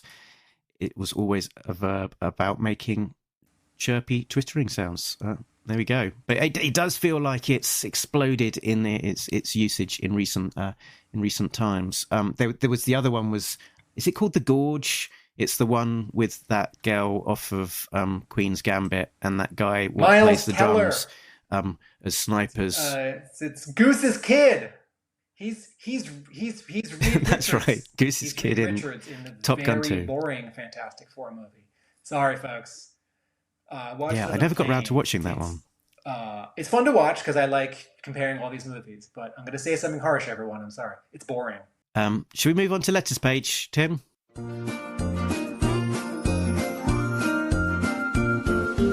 Postbox Pit, this is where you can send in your thoughts. Mark and Tim will hear it, and then we'll discuss it. It's really nice to hear from our biggest fans. So on the letters page, we have an exciting letter from a friend of the show and possibly someone on the chat, or as we speak now, Matthew Matson. And Matthew said, I'm not too sure why, but they included 3 paragraphs that I didn't write on the letters page. I never mentioned anything about issue 400. I don't know whose letter that is. No. So unfortunately, it looks like there's an uncredited extra letter as well as the actual letter that Matthew wrote, which... yeah. You know what? I was thinking, having just met Matthew Matson in person, and he's a grown-up, and the letter, this letter didn't strike me as the person that I met at this convention a week ago when I read this letters page. So somewhere in the back of my mind, I was slightly picking up on this editorial letters page error, Matthew. Mm-hmm. So I don't know how much credit I can take for this, but I did gently nudge Matthew to submit his photos into the letters page, because he does do very nice diorama photography and has been doing some cool cover recreations. So I did say you should send it in, and he did, and had his diorama photo cover recreation in the back of the letters page, which I think it might be the first cover recreation that appears in the pages of the letters page. So that's very cool.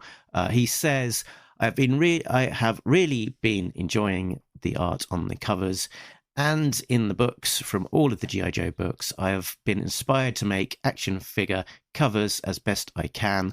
The Tunnel Rat tripwire covers were great. So congrats to Matthew for having your cover recreation included in the letters page. Matt confirms. I could call you Matt. Matthew confirms. I never thought of it until you mentioned it. Hooray! I can take credit. My letter where I give Skybound editorial a hard time for all of the damn typos, not just in the letters pages, but in word balloons in various G.I. Joe comics, has not seen print yet. And if it doesn't, that's fine. I'm not offended. But maybe, Matthew, send in a note and say, hey, Postbox the Pit, I think you mushed my letter with someone else's. And then they can say, and then next month, Alex Antone can... And then they can say, Tim was right. No. We should pay more attention. I just want them to give credit to the person who did write the part of this letter, which mentions issue 400. In the same way, it's like, oh, we forgot to credit so-and-so who inked a few pages last month. Thanks, so-and-so. I feel like a little sorry, we left so-and-so's name out last month. That would be lovely. Mark, my arch nemesis who writes more letters than me and always gets them printed, got another letter printed in issue 318. Oh, wait, it's you. Mark, congratulations. Is this your 6th, 7th? I need to do the maths and add it up, but it's getting in there. I'm hoping to break into double digits before too long. So folks, I think what this is really saying is not that Mark is excellent or special or writes good letters. It's that you all are not writing enough letters. Because if this guy can get so many in, they're not getting a lot to choose from. Mark, would you read us your letter? Certainly, I will. Dear Alex and crew, ARAH 314 was a blast. It is always exciting to see a new artist take on G.I. Joe, and Andrew Kroenke did not disappoint. The G.I. Joe cast and world is so vast that almost any type of story can be told.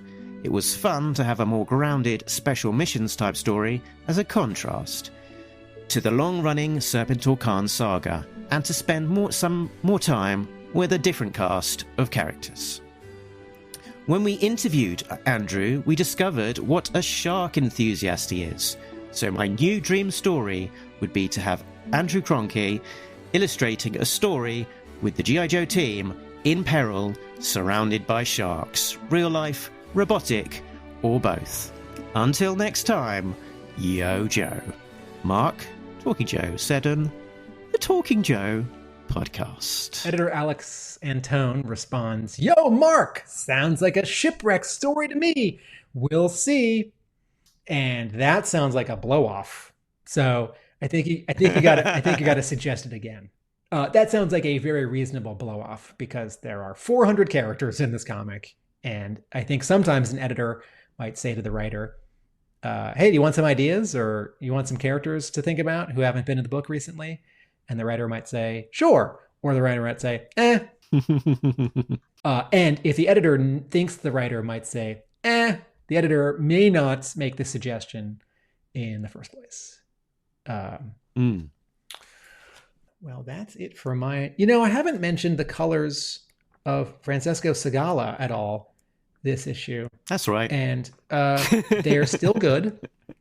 And each scene still has a different palette from all the other scenes. The Joes in the jungle, it's a very yellow-green, and the Crimson Guardsman and the Televiper in Serpentor's lab, it's very blue-purple, and then the hallway in Castle Destro is very red-brown, but then the cell where Cobra Commander is very purple. Just great.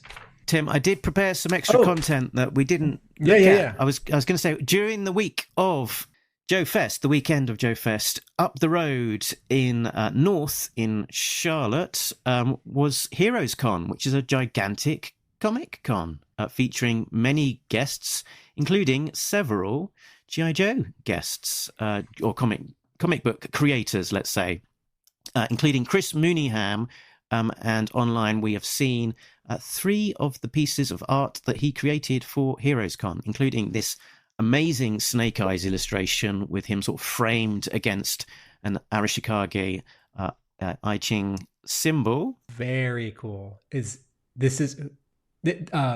are on sketch covers, right? So this is on the I think the 30. No, 21. Is it 301? 21. Yeah. So the Silent Interlude reprint from a few months ago that's on newsprint, but the cover is that thick white paper, a blank white cover with just the G.I. Joe logo, so an artist can really ink it or paint on it, and it'll hold the ink. Very, very cool drawing. Very cool design choice and composition. I made a little noise aloud, which was a combination. This should be a yes. No, say it. This should be a cover. Yes, a real cover. Yes, yeah. And it kind of feels like a variant cover because they've done variant covers kind of like this.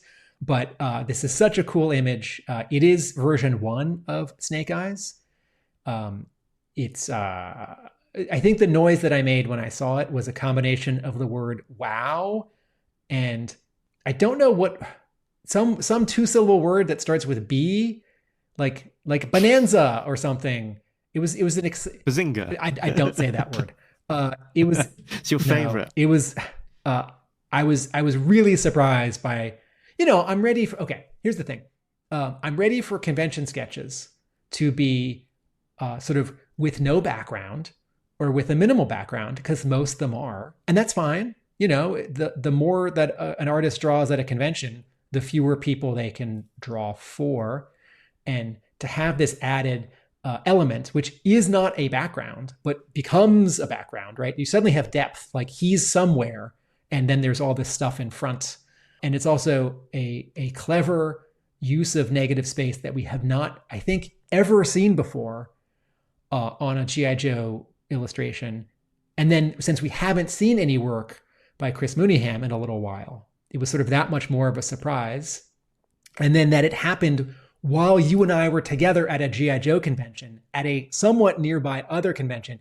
It just felt very exciting. Like if you were in England and I was in the Northwest of America and somewhere else in America, Chris Mooneyham drew this and posted it online, we'd both say, awesome. But this had just happened.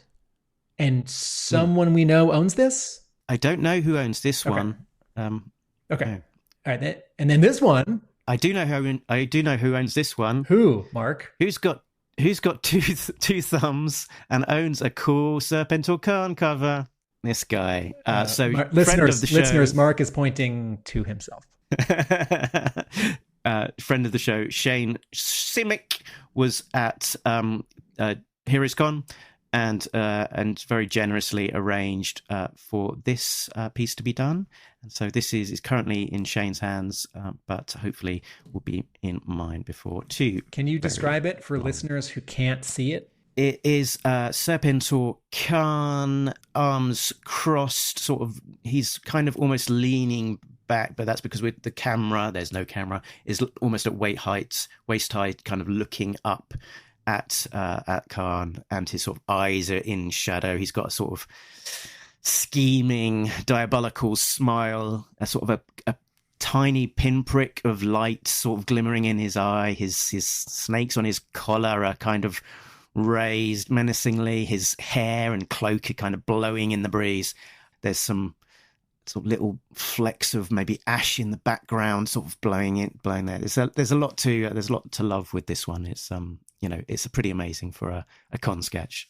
Similarly, when I saw this, I made another noise of delight that this technically belonged to you and would be in your possession one day. And similarly, so like this guy just drew this like yesterday, 3 hours from where we are at a convention, which for a moment, listeners, viewers, Mark was considering also going to. If there was some way to fly to Augusta, Georgia, and drive back 3 hours to Charlotte to go to that other convention, and then backtrack 3 hours to Joe Fest, and also would I want to join him? And if it was 1 hour, absolutely. If it was 2 hours, maybe. But it's hard for me to wrap my head around one convention, one big event, that's taking up a whole weekend, and to sort of split it into two. It's not like it's too much. It's that I worry that something would go wrong, and the rental car breaks down and we're stuck on the highway and we're not at either of them. We should have just stayed at the one that we knew we were already going. Anyway, and then also considering that I don't think we'll ever see this character again in G.I. Joe because he's dead, and we haven't seen him in 2 months, 3 months, 4 months. And so sort of like the Snake Eyes thing, like, hey, I know that guy. What a cool drawing of that guy that no one's ever drawn before. This is like, I know that guy. He just died. Oh, he's back for a moment on this really great. I mean, this is not a sketch. This could just be a cover. I'm sure Chris Mooneyham, if I said that, he'd say something like, oh, this is a little rough for me. I shouldn't assume. I have a feeling that Chris Mooneyham does see a tiny difference between this convention sketch and what he would draw if it was an official, cover that an editor would approve and that Hasbro would approve. But to my eye, it is cover quality. Nice. And speaking of which, this next one is certainly cover quality. It's a glorious Crocmaster pin-up piece done for Shane Simic. I believe, again, this is technically a con sketch because if prior to the con, Shane didn't have anything lined up with Chris, it was a case of, come to me, get on my list for the con. So I believe this was done at the con, and what an amazing piece of Crocmaster, the sort of the Croc there lying in a glorious detail with the sort of chain, the spiked chain collar around its neck. Crocmaster holding on to a sort of that chained leash and kind of lurching over the top of the crocodile. It's pretty fantastic stuff there from Mooneyham. Can you go and here's a photo of Chris Mooneyham holding that piece of art, standing at his table at Heroes Con, and he's standing in front of his vertical banner, which people at conventions sometimes have made. So they have a little signage behind them, and that one has his name and that Snake Eyes drawing that he did for the Kickstarter campaign in color. I'll just say two more things about this image. The top third of the image doesn't have anything in it, and there isn't really a background, but because Mooneyham has added a bit of dirt texture just around the crocodile and a bit of grass and fauna just beyond it in the distance.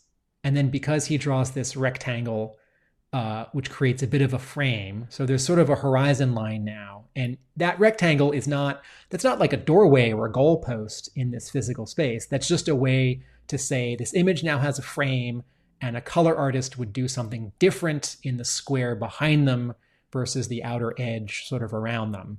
And so it activates all that empty space, but it does so in a subtle, smart way. So for a convention, finger quotes, sketch, this looks like someone spent 4 hours on it. And I still think of convention sketch as something that someone spends, 10 or 20 minutes on. And I'm perfectly happy for the sketchier, looser, faster version. The last thing I'll say about this is I have always seen Joe Kubert and Jordi Bernet in Chris Mooneyham's work. And I think this is the first or second time that I have seen a lot of Adam Kubert in Chris Mooneyham, in the pose on Crocmaster, in the proportions and shapes of his legs, in the face on the crocodile. The crocodile is cartooned in a way that I really see Adam Kubert do. And someone, remind me who, Mark? Someone online said, best drawing of... was that me? Someone said... Did someone say this? I think it was my brother. I think this was Peter. Someone said something like, this is the definitive, or this best drawing of Crocmaster ever?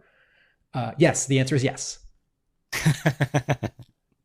So Chris Mooneyham was not the only person at Heroes Con. The artist of this very issue itself was also there, Paul Peleteier.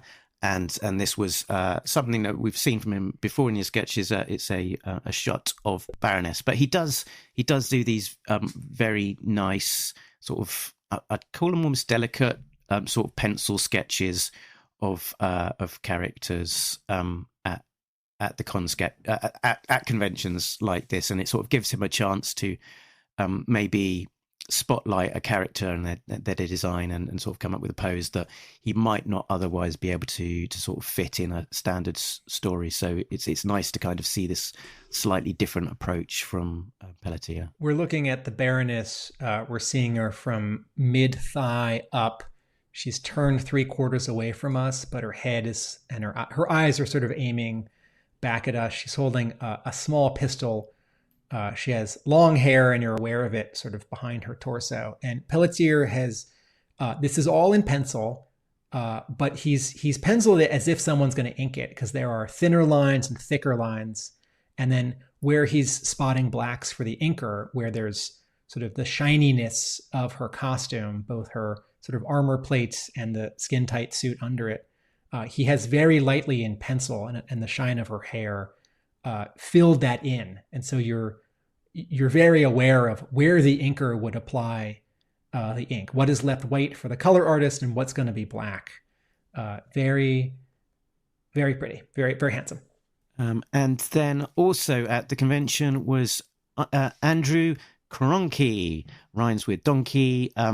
And he, this one was, I believe, a pre-con commission for friend of show, Shane. And I think he was looking, on the back of Blodrick, his indie book, as well as Roadblock, trying to think of a sort of a muscular, dynamic character to spotlight, and came up with the unusual Salvo, who is one of these characters who's very cool, but doesn't necessarily get quite as much time in the sun as others. So again, when you think of Salvo, one of the nicer pieces of Salvo, I would guess, that I've seen for sure, wearing his The Right of Might t-shirt. Yeah, so Salvo here, so this is penciled and inked.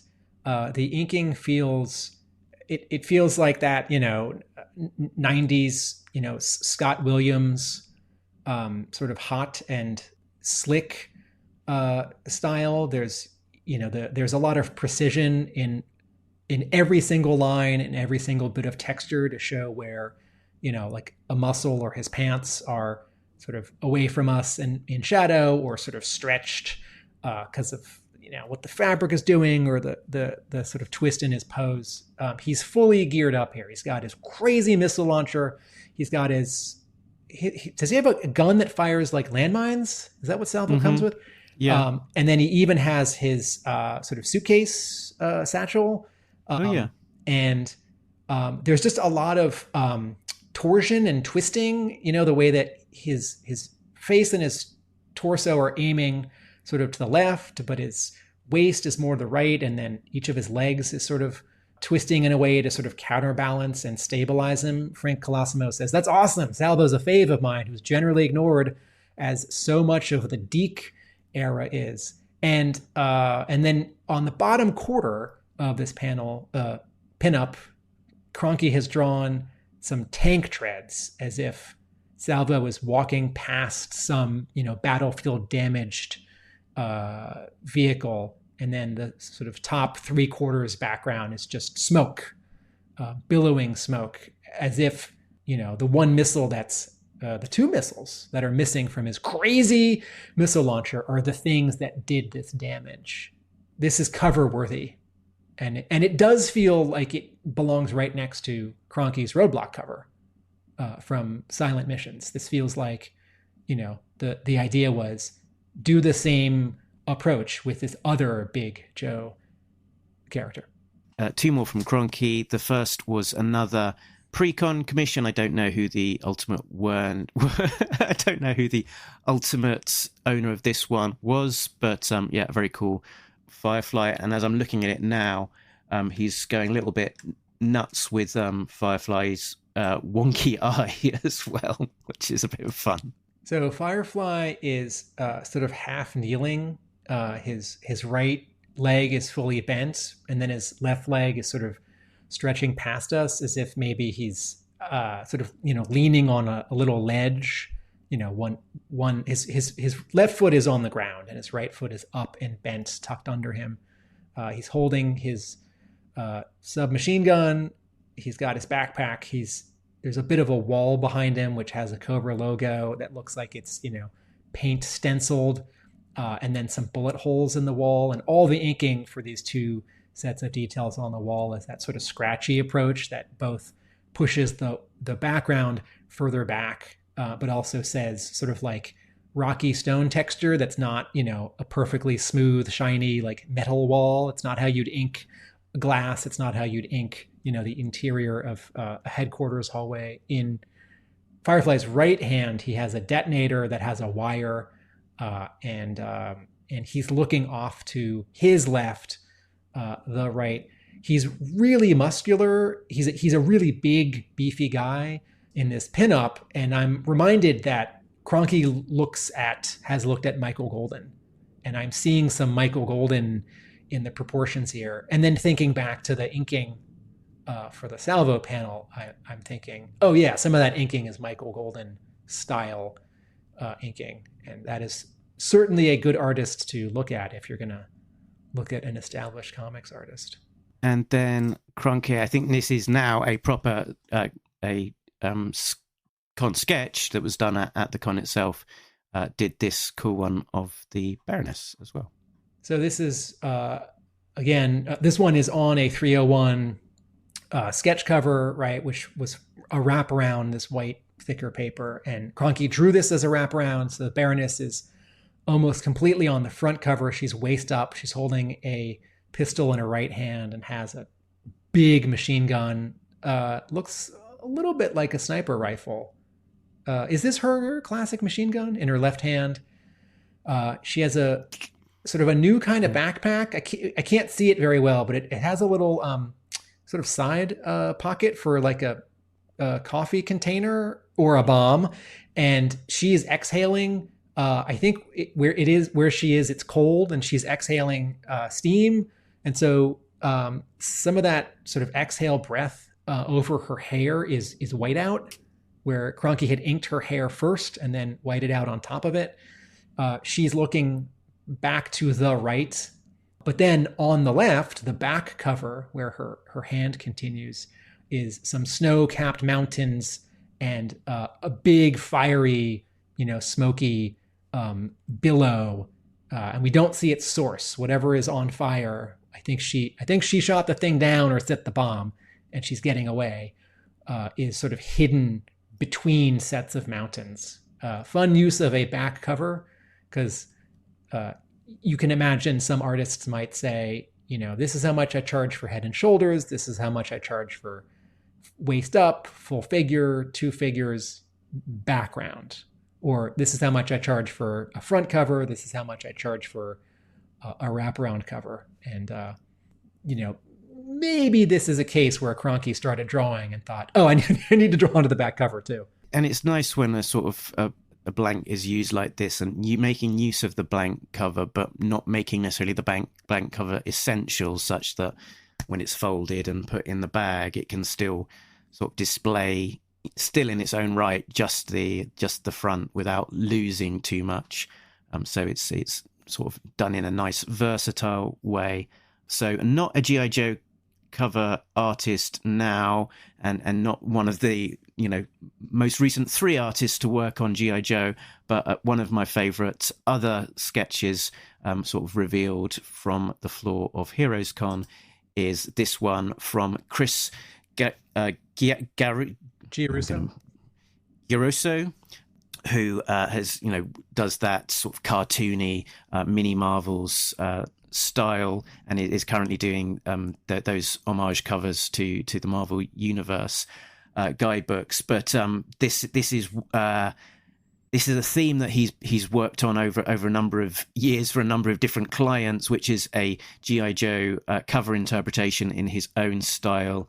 And this is the issue 61 cover recreation after Mike Zeck, which features Stalker, Snowjob, and Quick Kick on the front cover in a spotlight under fire, with Quick Kick wounded and soon to be on their way to a Barovian gulag. And I was one of the very first to get one from Grosso in as a cover recreation, and I got the issue 1 cover from him, and I've got that framed somewhere. And great to see more of these, because they're always an absolute joy to behold when I see them.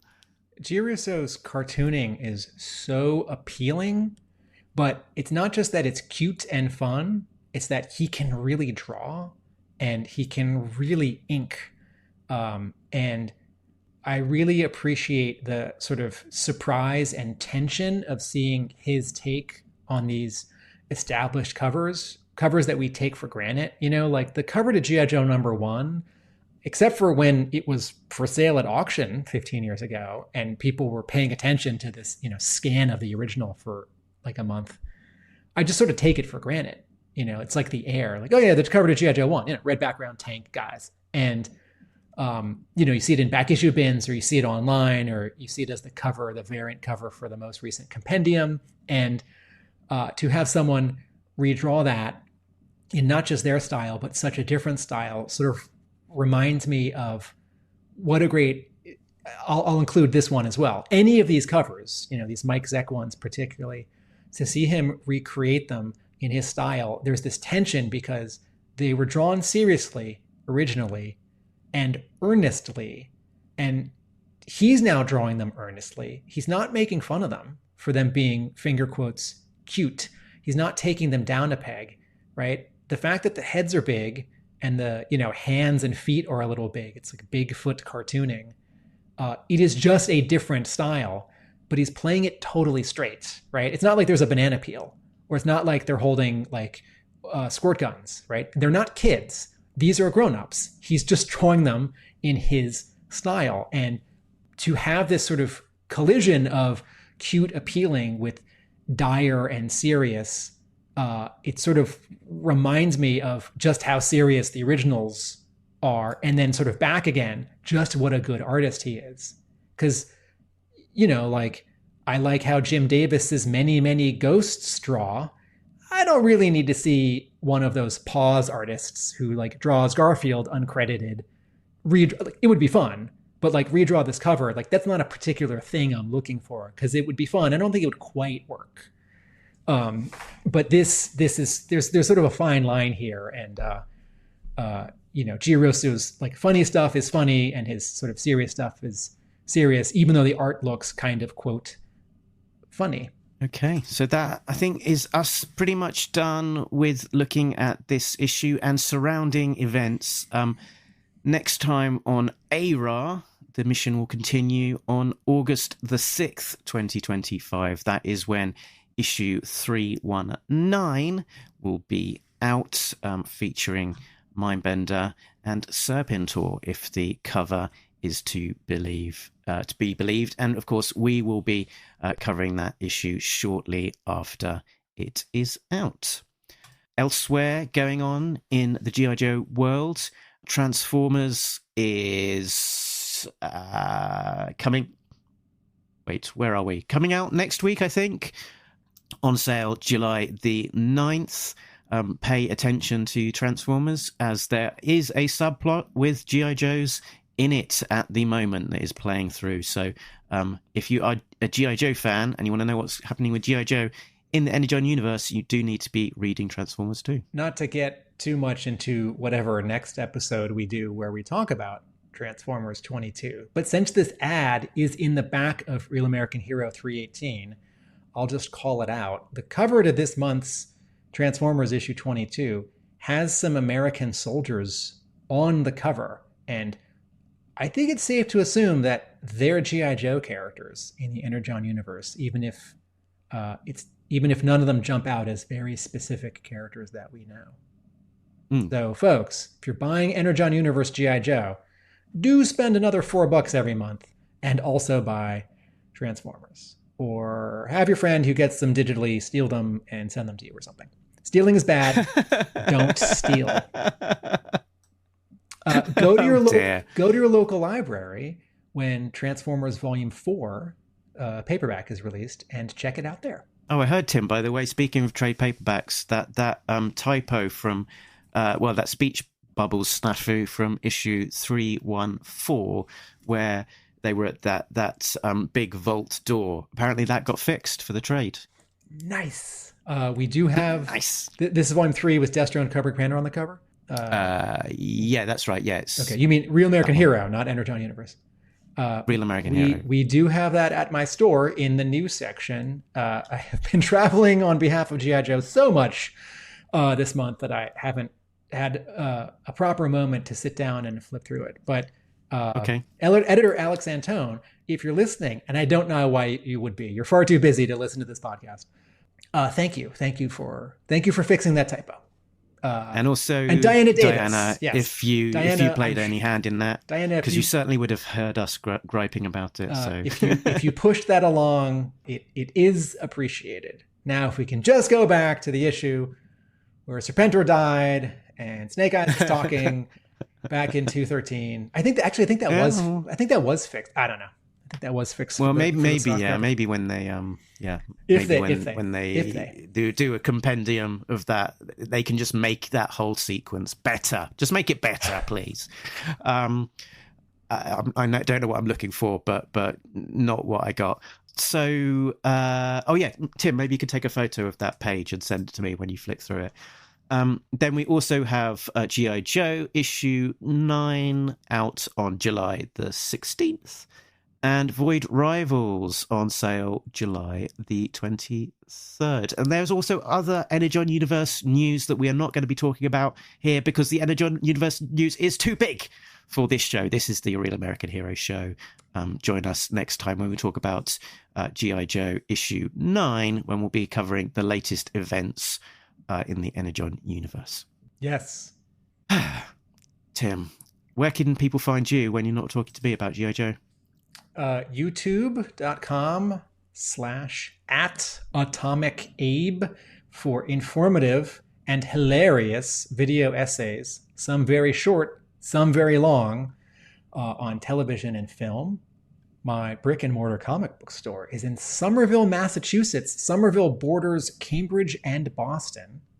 Hub Comics. And I write about G.I. Joe at my blog, arealamericanbook.com.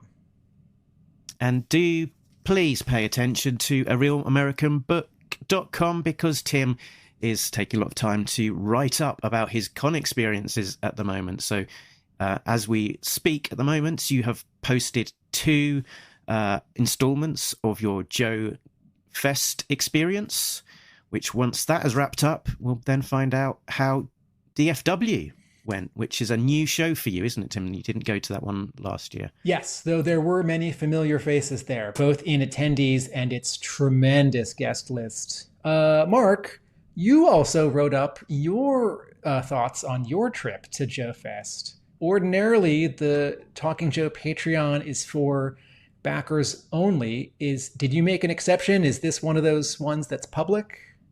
I made this one public, yeah. So sometimes, most of the time on Patreon, I'll make it available just to paid Patreon members. Sometimes I'll make a post available to all Patreon members, including those who are on the free subscription. And sometimes, such as in this case, I will open it up to the general public. So I did a less verbose version of my Joe Fest experience. Mark, you didn't spend 2 weeks writing down everything that you remembered happening at an entire convention? I spent about half an hour. That's lovely. I folks, you should definitely do that instead. If you're starting to read mine and you're thinking this is too long, I don't need to know what Tim had for lunch on the 3rd day. Speaking of which, read Mark's. I did spend a lot of time talking about what I ate. So big thanks to... That's the fun of travel, right? Buying too many toys and having delicious food. Mm-hmm. Richard, Sam, Bill, Christopher, Justin, Rob, Shane, Simon, Chris, Joe, Craig, Frank, Mike, D, Shane, V2. This one is in a fridge with an arrow stick out of his eye for some reason. Infinite Entertainment, Patrick, and latest Patreon member, Gary V. They are all getting early access to episodes and a warm glow whenever they think about the good that they are doing, paying off my bills to run this thing. Peek behind the curtains here. It isn't paying for my airfare to Augusta, Georgia. We're not doing that well. Folks, if you want to sponsor our appearance at your table at a G.I. Joe convention in the coming year, where you are selling things, Mark and I are for sale. We can be bought. I'm not sure I physically can get across to America that many more times, but make the offer. If it's a big enough amount of money, I am for sale. I would like to, it'd be really lovely to sponsor a guest or like an artist or something like that. That would be a really cool idea, but that's expensive. So yes, aside from that, Talking Joe can be found at talkingjoe.co.uk. It feels like only a few weeks ago, because it was only a few weeks ago that I was celebrating the fact that our sub count on YouTube had ticked over to 900.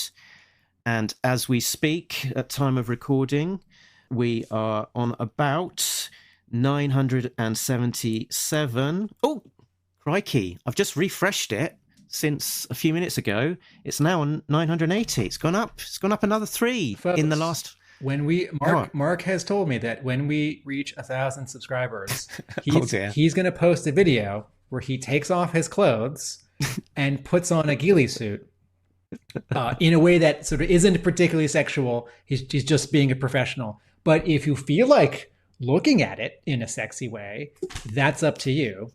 This may just be a very short video, but get 20 of your friends to subscribe.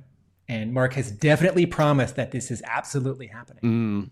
But yes, if you're watching this and have not yet subscribed, please do, and help us tick over that big 1,000 mark. That'll be quite a thrill when that happens. And